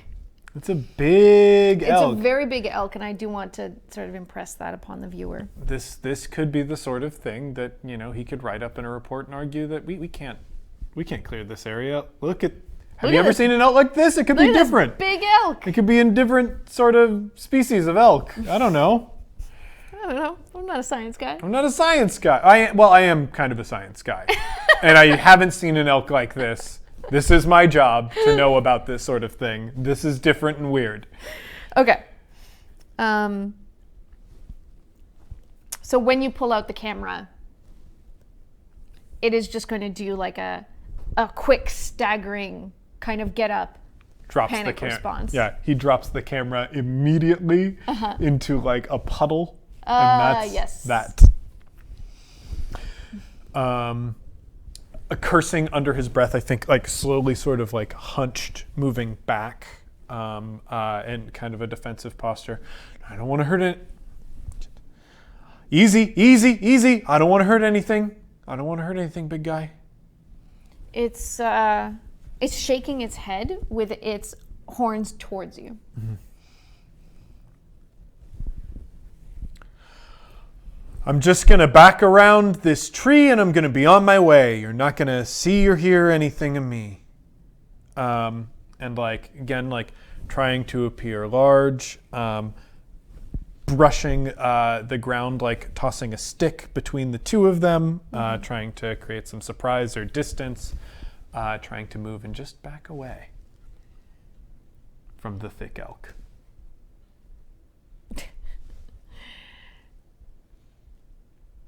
The elk seems very distressed, and it's like grinding its horns against the bark of the tree, and pawing one paw against the ground.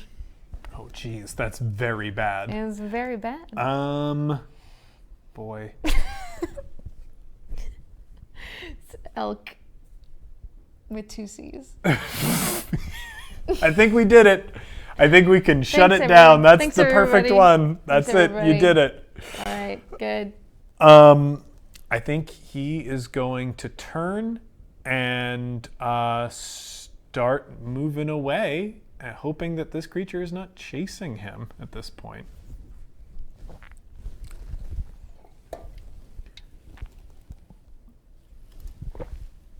And you need to answer that question. Is this creature going to be chasing him? No, I think the further that you run, the more deafening the sound of the rainstorm becomes until it's all you can hear. Then I think he runs for a long time and runs almost until he can see. Yeah, he runs until he can see where he had set up his campsite on like a hillside. And sort of stopping there, he like turns back and he scrambles again. You know, he knows that he dropped that camera. He's going to have to try and find that later and pick it up because he doesn't want to litter. And he searches and finds his sketchbook and huddled against a tree just sort of sketches out, you know, something, tries to approach like something that's close to the majesty of what he saw, and will end the scene there. Lovely.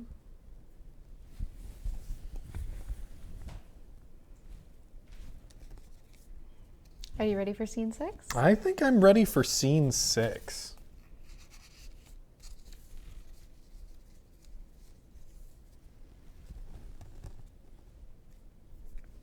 Now, see, this might have been a good scene for that last encounter that we have, because this is a disagreement becomes heated.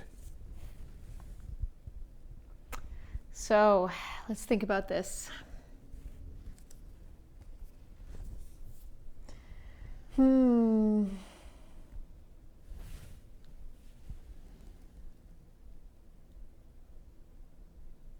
let's just think of where we're going to set the scene, and then we can decide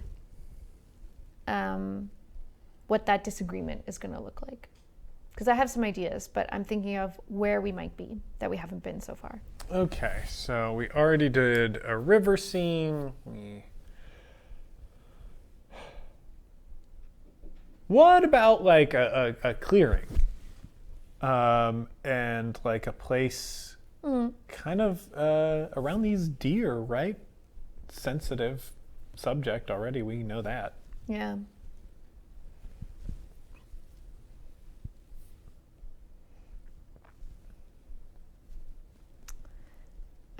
Let's say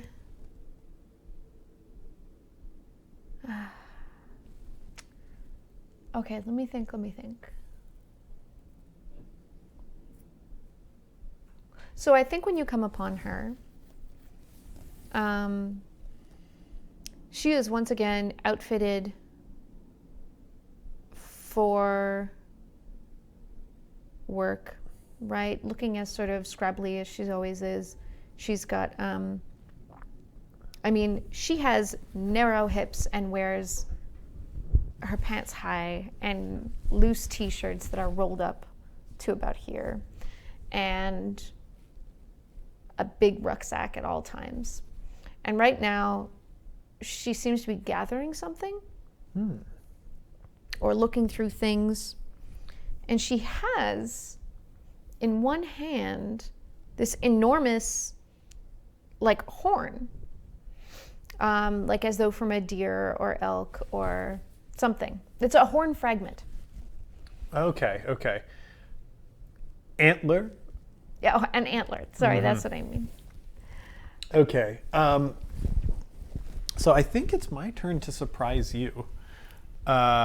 You're in this moment, and I think he has been around because, like, he knows that there's an area around here where the deer like to just gather and graze. Like, he took a note of it in his surveys, and now he's looking. He wants to try and find that particular animal that he saw on that rainy night again, or that rainy day rather again. And when he notices you in the clearing, moves over and just does a big bright, or no, because he's deer, yeah. I think he's actually going to move in a little close before he makes himself known and goes, "Hi." Just her head kind of jerks in the direction that you are. And first, her ears go in your direction, and then she looks at you. "I'm sorry, didn't mean to startle you.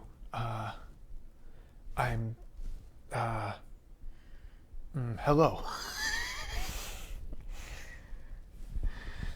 She says,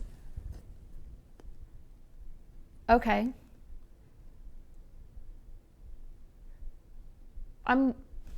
And she gestures in a very broad way. "I'm busy." Sorry, couldn't help but notice you found a large antler there. It's not molting season. She looks down at it and looks up at you. Absolutely stone-faced. And she shrugs and says, "Sometimes they knock them off in fights." That one's a little bit big too, huh? She shrugs again, like this.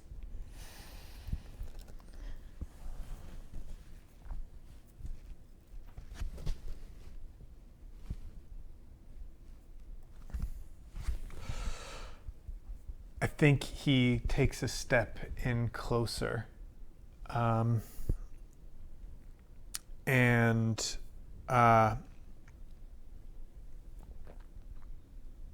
moves in as to not upset the deer around there,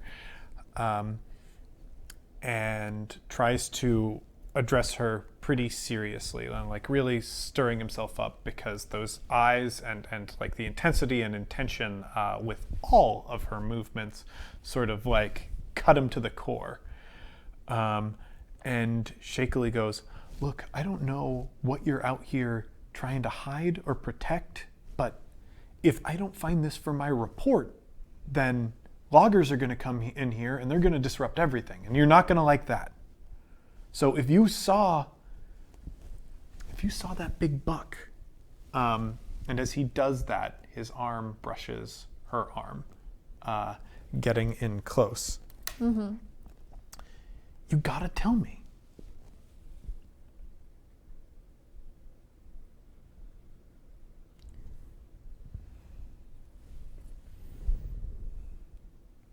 Oh my God. Did I tell you we broke the world record when we played campaign Jenga? Because we definitely did. Yeah, you said a lot of things. She senses where your arms are touching, and she perceives it as you trying to intimidate her. Fuck yes. And she leans in to where the two of you are touching. Wow. Whoa. The shift in the tower right then. Oh my goodness. And she says, if you saw something, go home and tell them, and no one will believe you. Yeah, that's the problem. If no one believes me, they move in here and they start working.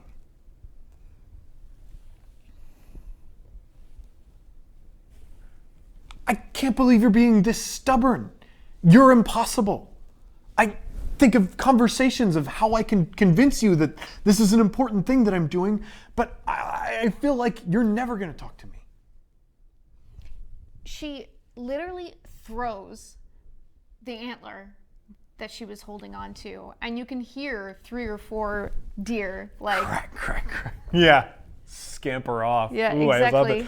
Oh, can we get like an above shot, like a bird's eye view of just the deer there's like a couple scattering of in every deer, direction? a couple of birds that like take off. Yeah. And she says, "Stop trying to convince me of anything. You're the one who came in here. This is where I live. You're the one trying to... Why do you think that you can tell me what to do? You're fucking intolerable." With, like, he heaves an exasperated sigh and, like, grabs his temple and is shaking his head. I don't need you to do anything. I don't need you to do anything. I just need to know if you saw that animal. Because if you saw that animal, it might be something that I could talk about. Stop being vague. Stop trying to intimidate me. Do you know how scary this is for me? Gotta pull for that.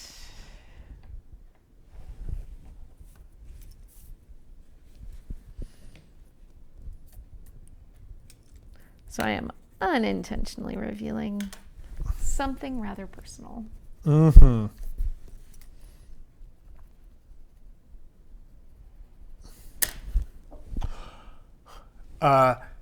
And he like looks up at you and into your eyes, and like again that intense gaze that you've got, and like everything about you is sort of radiating this authority. And he's like, "Scary for you? I have nightmares that you're gonna come out and get me from the woods."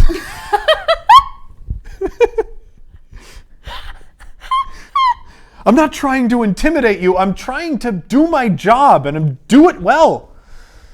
Is that your unintentional That's my reveal? unintentional reveal. Is that he's had nightmares. Oh my gosh, no. James, please be careful. Oh, I'm sorry. Did this suddenly become important Hey, to you you? know what? Just giving you some encouragement, my friend. Yeah.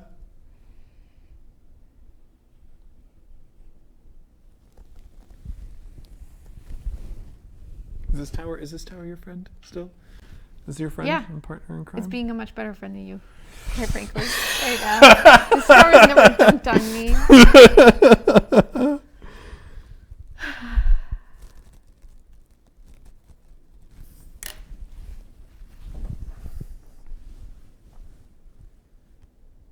She gets quiet and she stops.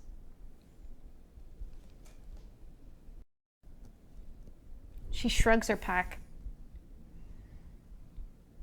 She says, "I don't care if you've been dreaming about me. What you do here, none of my business. Go back to your camp, city boy." I think as you were saying that, he like turned around to walk off, and when you said city boy, that cut. And like stopped for a second and then started walking faster. And that's the scene. Perfect. Which is gonna bring us to scene 7, a difficult choice. Oh no.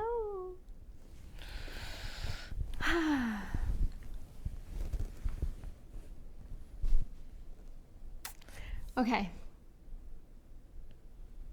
I don't know. I mean, what are some choices? Like, you could be deciding to go back early. I could be deciding to move to elsewhere in the forest, or just fleeing in general, or I don't know. I mean, you could decide to do something very difficult to protect the forest as well. Like, straight up kill you? Killing me is not going to protect the forest, and you are human enough to know that. I could still do it out of anger, or because I'm confronting feelings I don't want to have. I mean, true. I don't have to murder you, James. I don't know why you keep advocating for it.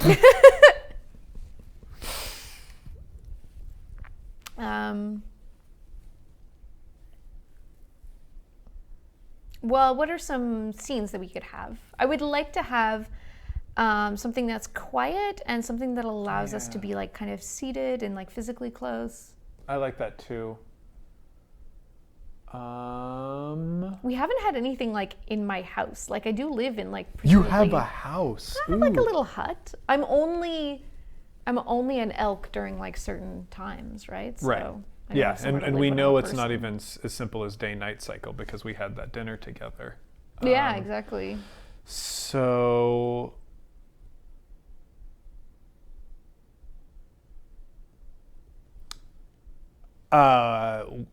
You could get injured and need help. But then I'm damseling, you know? I guess that's true. I mean, I could get injured and need help. But that is making my hunky forest surveyor character turn out less capable than... I feel like you're already kind of like, I assume that you are helpless, so I don't want to like confirm my like rude, you know, suppositions. Yeah,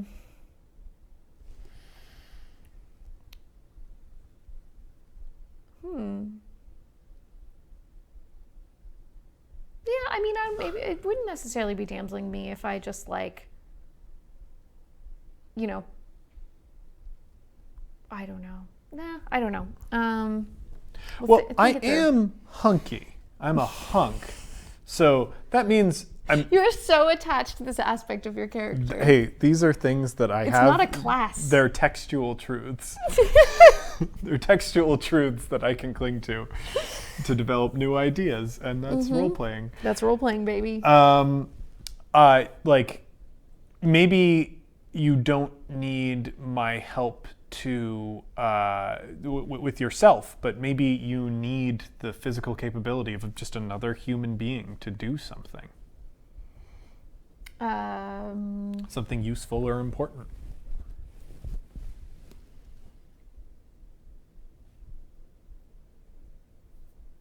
Yeah, that's true.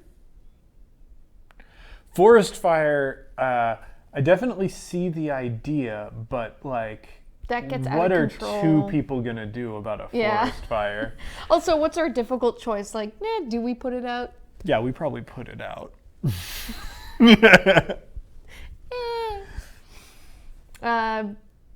Bring his phone back to camp. Hunky Forrester gets stuck in his sleeping bag. Molar Duck, you're on watch. Wow, Molar Duck, come on. Find another animal trapped and set it free together, or put it down. We decide whether we have to set. Okay, no, we don't. We don't have to. No, that's good. I'm saying fuck good? because that's good. Yeah. Okay. I mean, it's screaming sad, in agony because but it's good. yeah, it's good. Difficult choice. What gender? Never. Never. Back off. As a cryptid, it's got antlers. Right. So, yeah. Yep.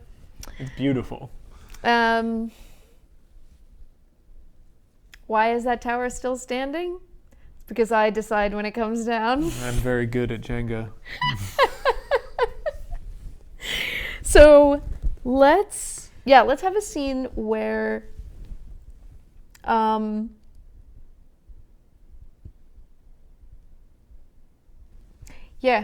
okay. So it is just sunrise again. Great. And you are awoken by a furious shaking of your tent. I think like looking through, like he wakes up, and he's asleep and he's got nothing on, not prepared at all. Sort of reaches around and grabs for a shirt of some kind and like pulls it on and like holds his hand over his chest and comes out of the tent.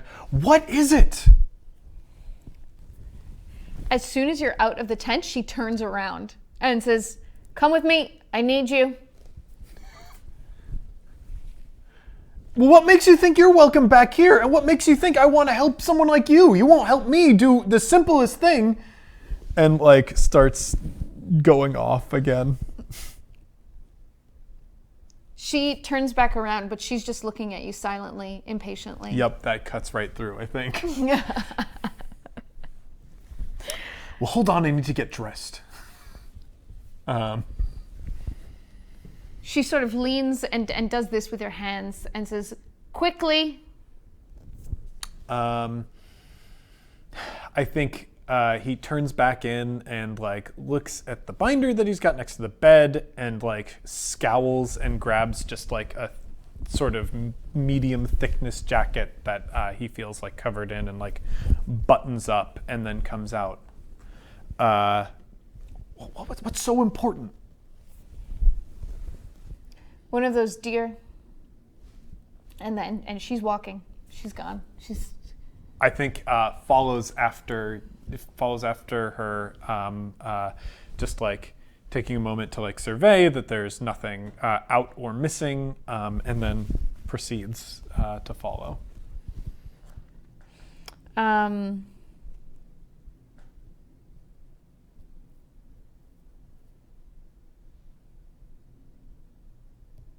Are you like asking questions? Or are you walking silently? Yeah, I think he's just peppering you with questions perfect. right now. In that case, she stops and flips towards you and takes your shoulders. Or no, she doesn't even grab you. She just looks straight at you and says, and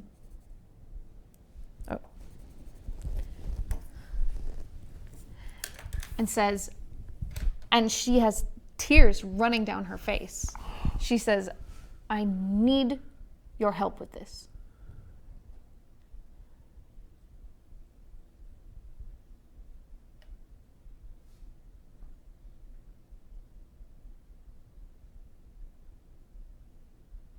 I can't give in to your feelings now. We've got important work to do. Of course.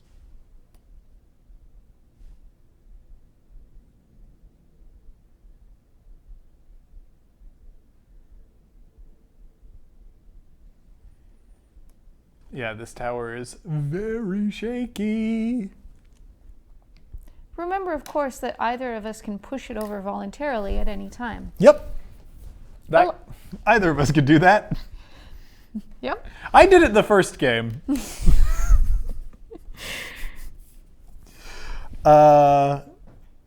So, like, I think being stopped right there.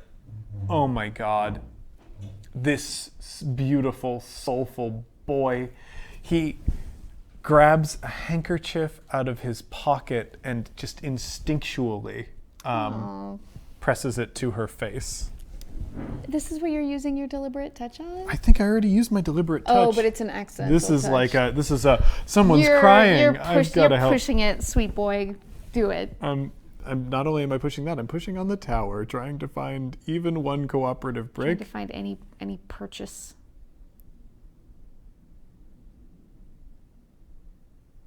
Holy heaven, that was close. Yeah, take a drink. It's a stretch, but he's not intentionally touching. He's there to offer the handkerchief. And you know what? Sorry, I'm in character. You just leave it.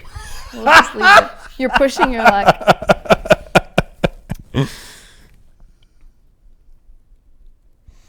So the two of you keep walking, and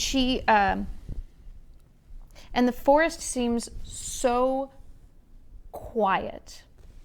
It obviously rained last night.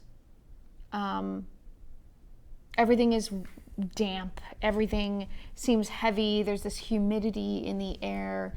There's still a bit of a morning chill, but it's going to be a hot day. And she is tramping through the wet foliage underfoot, and she says to you that it's a young doe. I don't know. No, she's very matter of fact. Young doe, foot stuck in, I don't know, what must be a stoat's hole, and I don't know what the right choice is.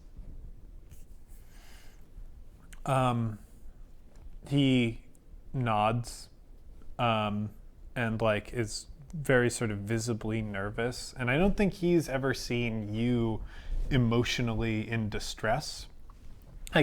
There was that one time when we first met that it seemed like you might be a bit flighty, but everything after that has been sort of a very iron tough sort of person. And I think he's just sitting there studying you as you're going through this and lead the way.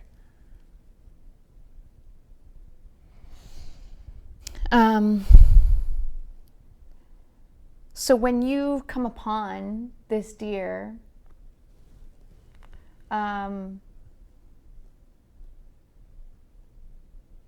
it's a very sad sight.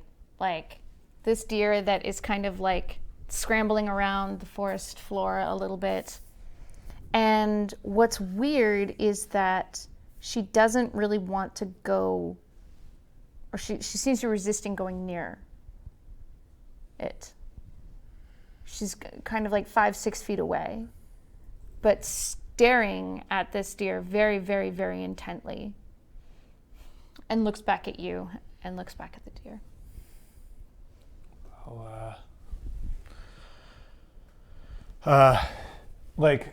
I think he takes a minute to take things in, and being sure that his jacket's on, feeling a little self-conscious even in this moment, and looks over this deer, which you're right is not looking good.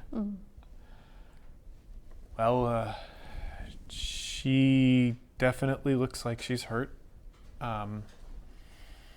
pretty bad. It might be dangerous to try and help her out, and even if we do, she's going to be slower than the rest of the herd, and it's never easy. She'd have to be awfully lucky.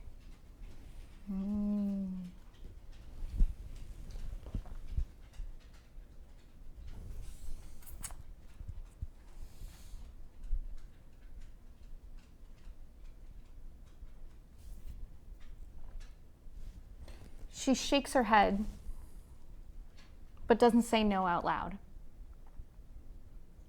Just asks you, can you do it? I mean, without me, can you pull her out?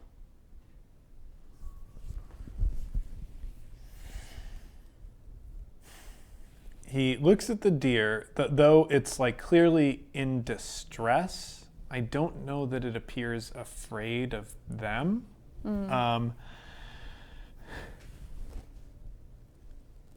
It would be a risk, but she doesn't look very heavy. If she was calm, I could probably, he tightens whatever light pack he has on his back. I could probably do something.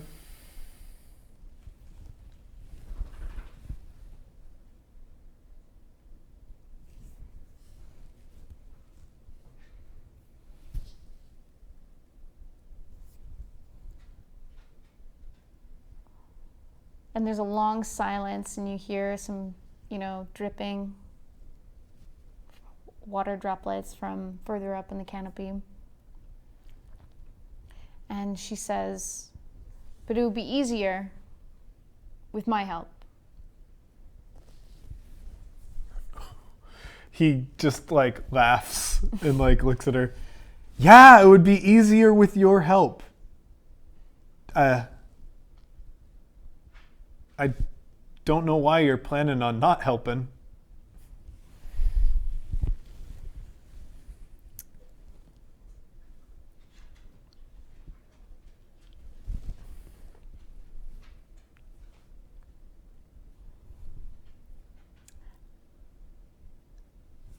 Hey, baby. She's in the Yeah, chat. Mel's watching. No Hi. big deal. No big deal. I'm very cool. I'm not playing a dorky forest surveyor at all. In fact, they're hunky. That's a textual fact. You good? Yeah, I'm great. So she says,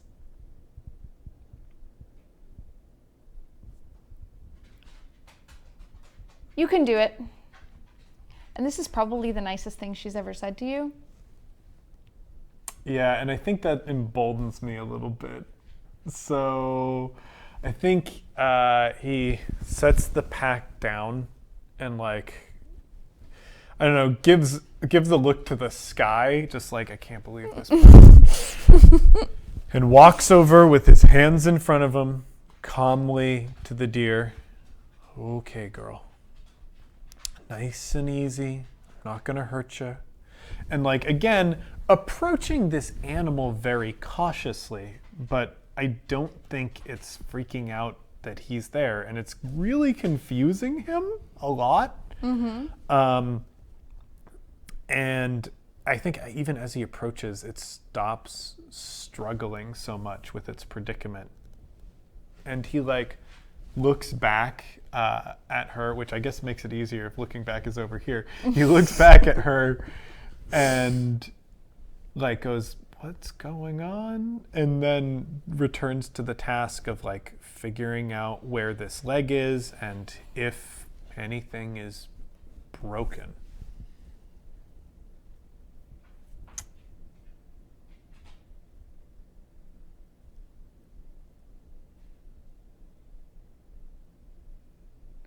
And you can actually hear her backing up a couple of steps. Too close to this deer to safely protest at whatever might be happening back there. Finds where the leg is, and yeah, it is like a hole, some sort of like sinkhole in the ground that this poor deer stepped into, and there's a tangle of roots that they're sort of stuck in. And he clasps his like hands that are big and firm around this deer's leg, again, surprisingly without protest, and pulls firmly but gently, trying to free this animal. And can we say that he does? Yeah, Yeah. sure. Yeah. And so this animal, once you've kind of freed it, it does a little like shaking and pulling of its arm. And then slowly sort of regains its balance and just sort of awkwardly ambles away back into the forest. And I think my character is just sitting there.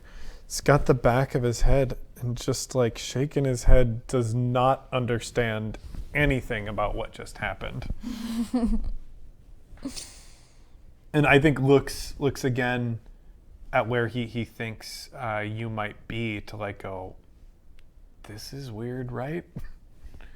Can she just be gone? Yeah, Yeah. I think she is. Yeah, she's just gone. And I think that's the scene. I believe that is the scene, in fact.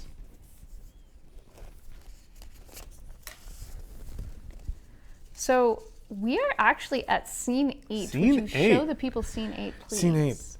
Parting ways, perhaps forever. So because James can end the scene at any time, you can actually end the last scene without our characters acting on their feelings. Yep. So at any time you could just call it, and then our characters never act on the feelings that they have for each other. Their relationship never blooms into anything more. The chat is The devastated. chat is going wild right now. And that's a perfectly valid way to end the game. I've seen it happen, and it's a good end to some stories. Maybe even to this one. We don't know. Yeah, I could see it. Yeah. So that is a possibility. Us knocking over the tower is still a possibility. With this tower, absolutely. Well, I meant intentionally, but thank you, James. Oh, are you considering it? If it's right for the story, yeah. Great. I mean, I could do it right now.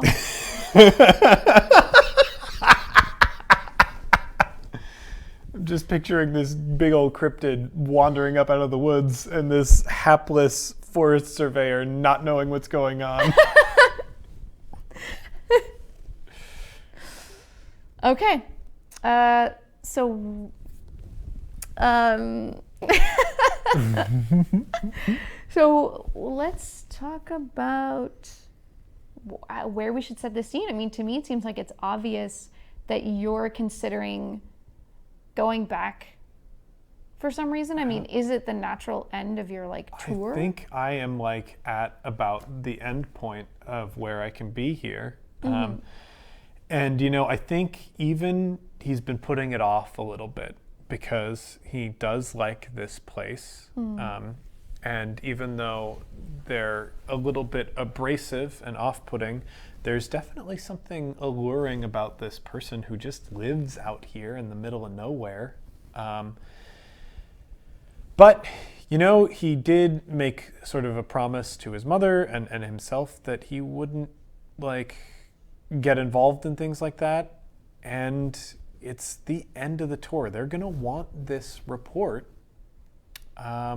And whether or not he wants to bring back the fact that there's nothing that he can prove that's out of the ordinary about this place, he's got to do his job.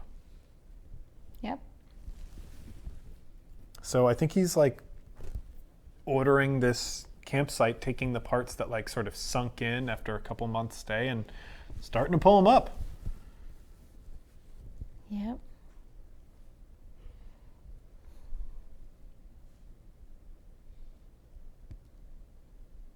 So you actually see her coming this time from a ways off. She's not spooking you. Is it from that clearing where we first saw her? So you see the silhouette. He excitedly moves to a pack that's already sort of packed up and again pulls out those binoculars and looks and sees someone that he is now very familiar with. And I think his breath once again catches in his throat, but it's not out of surprise or awe like it's been in the last times. It's there. I think there's a bit of sadness in it as it catches.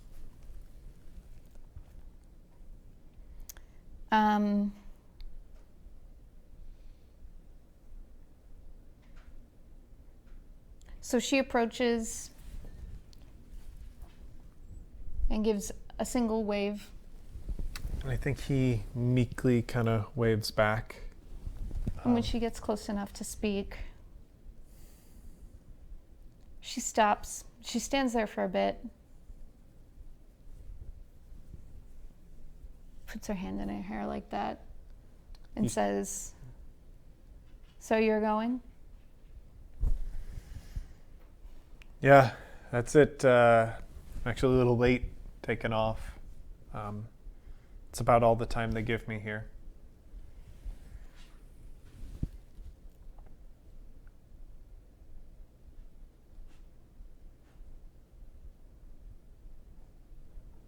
She's still standing and looking kind of awkward for the first time. And she says, So what's in your report? He looks off into the sky and sort of like over the large stretch of trees that's around them that they can see from this big hill. And he sighs. Well, there's that herd of deer. It's not unusual for this place or this time of year. Numbers seem pretty good. And there are always the starlings. Bunch of families of them, and all the rodents and everything that you'd expect. Can my character interrupt here? Yeah. Yeah.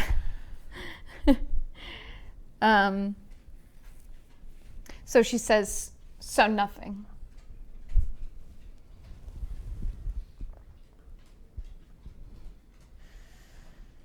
Nothing that I'd feel comfortable saying would change anything, no.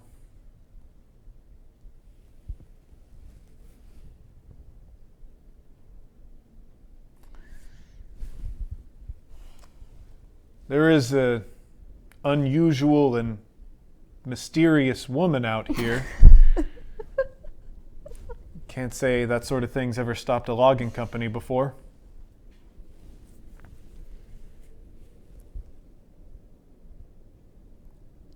She smiles and grins and shakes her head, and she says, shut up.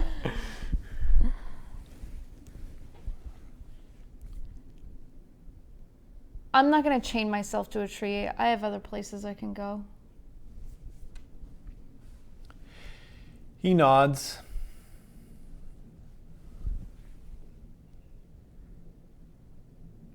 Almost say that's too bad.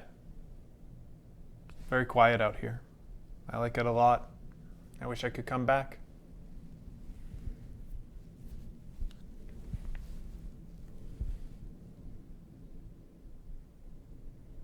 She looks around. It's a bright day. And the sky is very, very blue, cloudless. She says, you won't. You guys have your cycles just like everything else out here.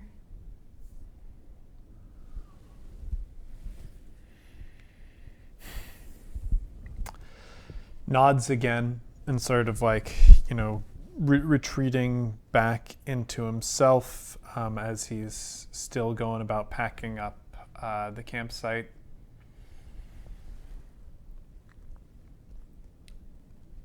It is my last night here. He just trails off.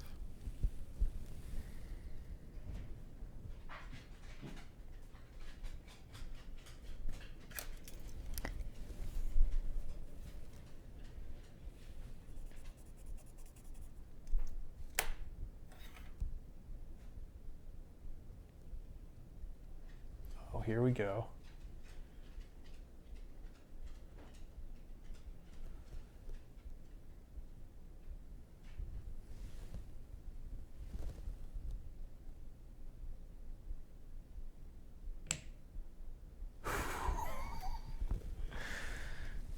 She says, back to her normal seriousness, I am not staying here tonight.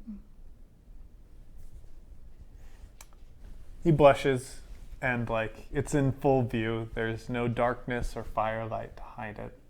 And again, he slowly nods. And speaking more down into his chest and the things that he's putting away, I wasn't suggesting anything. Probably shouldn't have the company anyway, he says, muttering under his breath, mostly to himself, but probably someone with sensitive ears could pick it up. Oh, geez. Well,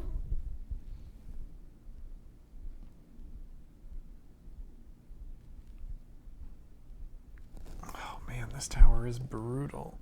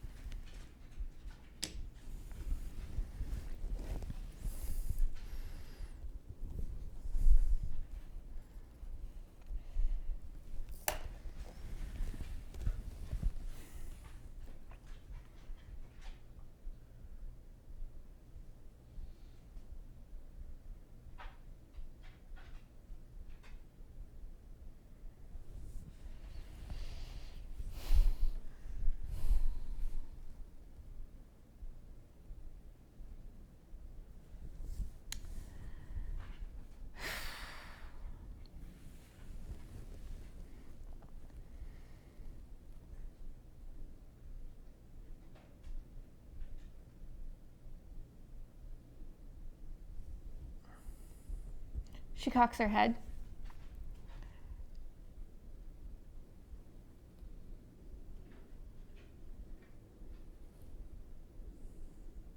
Why?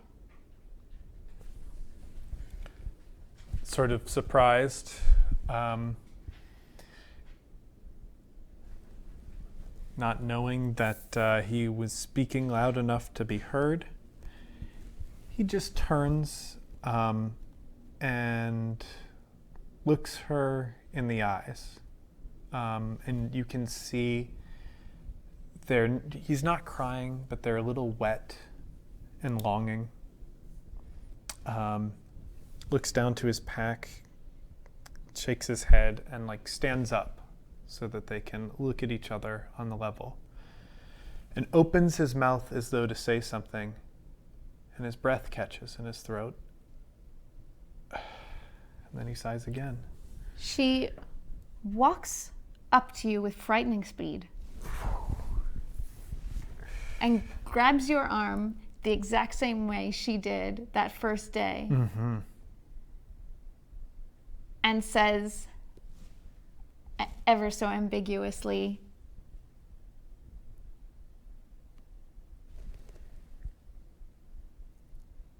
"This is harder for me than it is for you."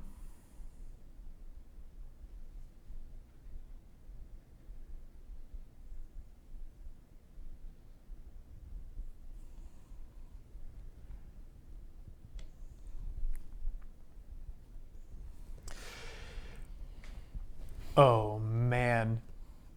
I think he, there's like a frustrated breath. This person is grabbing me now. I was trying to be emotionally vulnerable. I can't say anything. They always sort of silence me. And he turns to try and walk away back towards his stuff and can't. Physically can't. Because he's being held so firmly.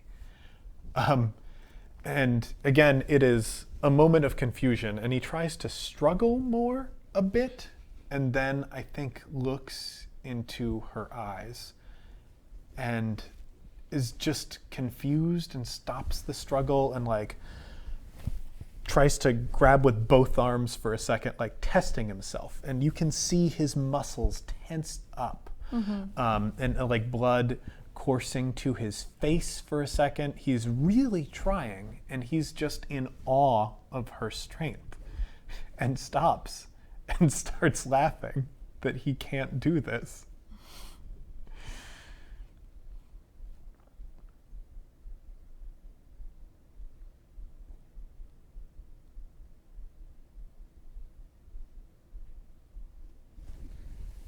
And she looks sad at that. Her face falls a little, and she says, "I know you don't get it."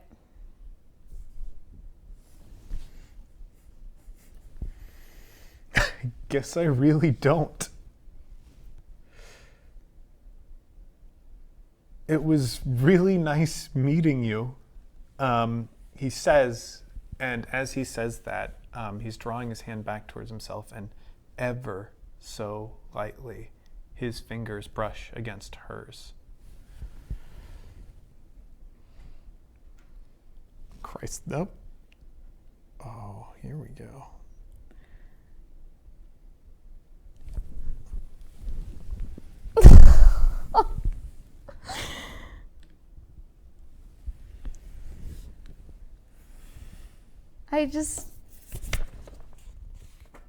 I don't have anything left. Well, you do. Okay, I have one thing left.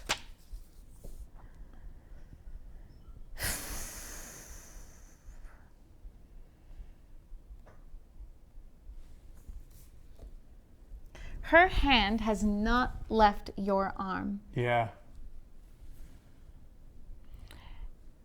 Or I think moved at all. Oh no, she's just stock still. Yeah. Yeah. And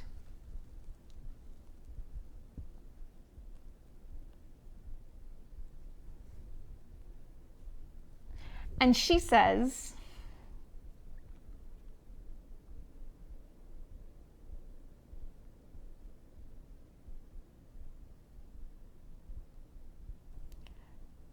I'm glad you've calmed down.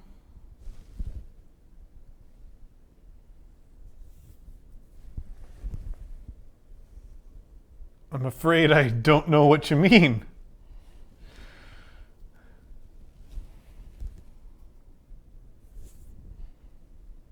I don't like getting stressed out. I don't like getting excited about anything.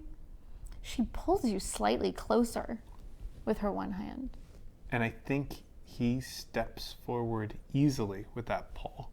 And the two of them are now closer than they've ever been, at least in a human form. And he's shaking. Uh-huh.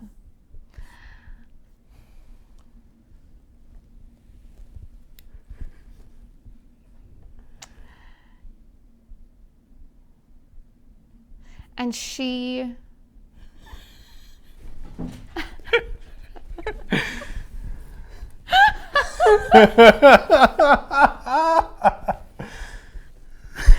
shout out to the chat.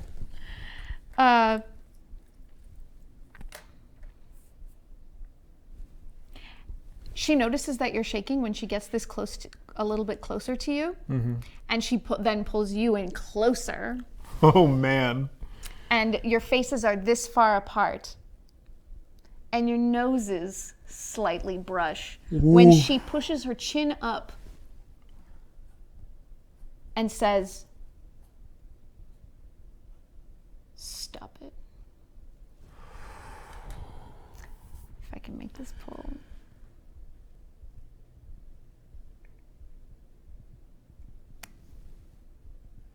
Nope. Nope. That's the problem with those higher ones. Is it? The bricks around them want to move more than the one that you're trying to pull. It's fine. Come on. Oh!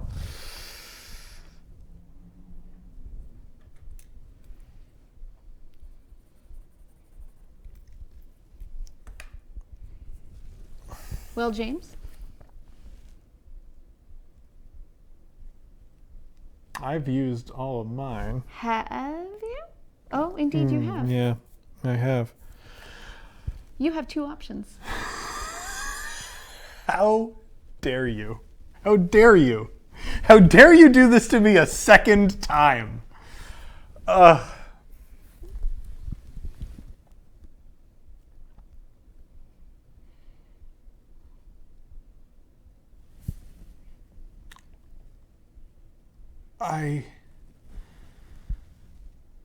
I'm afraid I still don't understand what you want from me. It feels like you've been pushing me away, but you won't let me go.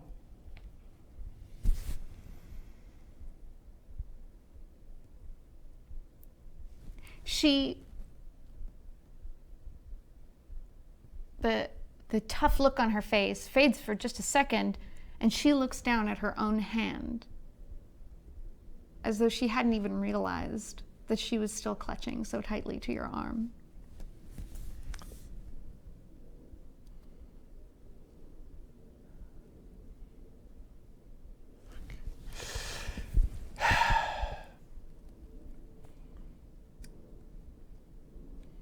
And then waiting, he waits as she sort of goes through this moment of surprise and feels the pressure release from his arm.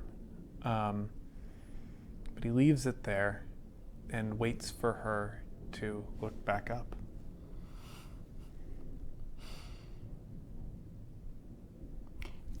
And only when she meets your eyes again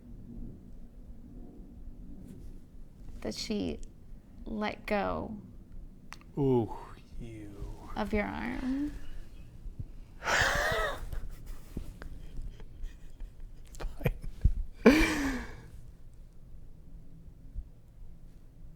And then he leans down and he kisses her right in the face, Alex! Gah! Gah! Oh! No!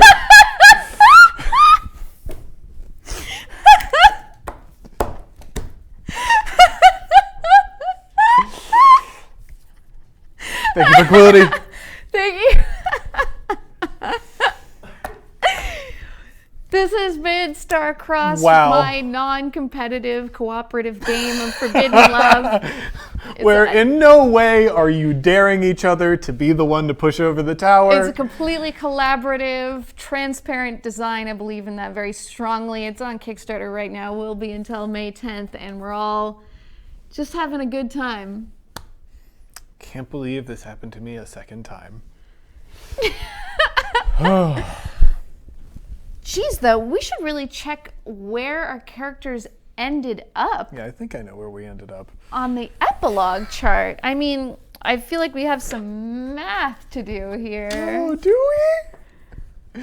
Do you have the do epilogue math? chart handy? Um, It's okay, I have it memorized. yeah, I have the important parts memorized. So, in this game, so notice that every time we pulled from the tower, thank you, James, we marked off the little stars on our character sheets. So what you do if the tower falls is you add up all of those stars and combine them from both sheets, and that is your combined attraction score. And then you use that score, you compare it to the epilogue chart, and that determines what kind of epilogue you have. So there's a bit of a scale, and suffice it to say, we kind of maxed it out. So this means that our characters give up on the entire world. We give up on everything that was holding us back. All we care about is each other from this point on. So, James, what do you think happens to us? Well, I don't think that report ever gets turned in. No? Yeah. I kind of feel like when you move to a new area, he does. And that's just that. These two are in the woods together now. Aww. And I'm sure at some point he'll figure out that the cryptid and this person are the same thing. Oh yeah, we never really addressed that. No, he never figured it out, and that's great. Well, so here's the thing. So I've been building this thing in my head that, like, when she gets really excited or stressed out or has any kind of like really strong emotions, or is around others that are having really intensely strong emotions, that's when she turns into the elk. Fuck. So that's why she was so freaked out about the deer. Yeah. And that's why she really like trains herself to just stay like super hyper calm, is because she doesn't want to transform. Oh, and if I had stayed in that situation where we were quiet and alone when the deer was getting agitated, I might have seen a transformation. Exactly, yeah. So she... Oh, wait a minute. Yeah, when he kissed her, she turned. So that's when he finds out. Yeah, definitely. Whoa. Yeah, so... What a thing to find out. Yeah, so she slowly turns into a giant elk, and then you have to deal with that. And we can leave that open. Oof, boy, yeah, wow. Yep. Yeah, I think he writes his mom a letter. What the fuck is in that letter, man?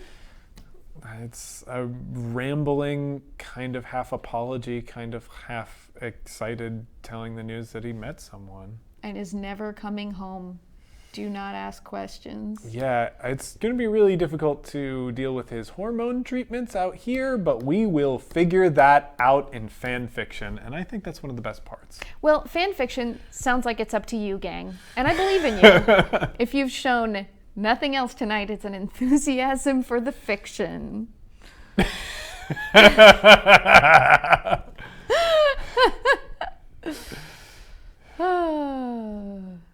This whole story was about hormones. Oh man, it was about hormones, it was about transitioning, it was just a lovely story and very fun to do. Thank you so much for sharing this with us, Alex.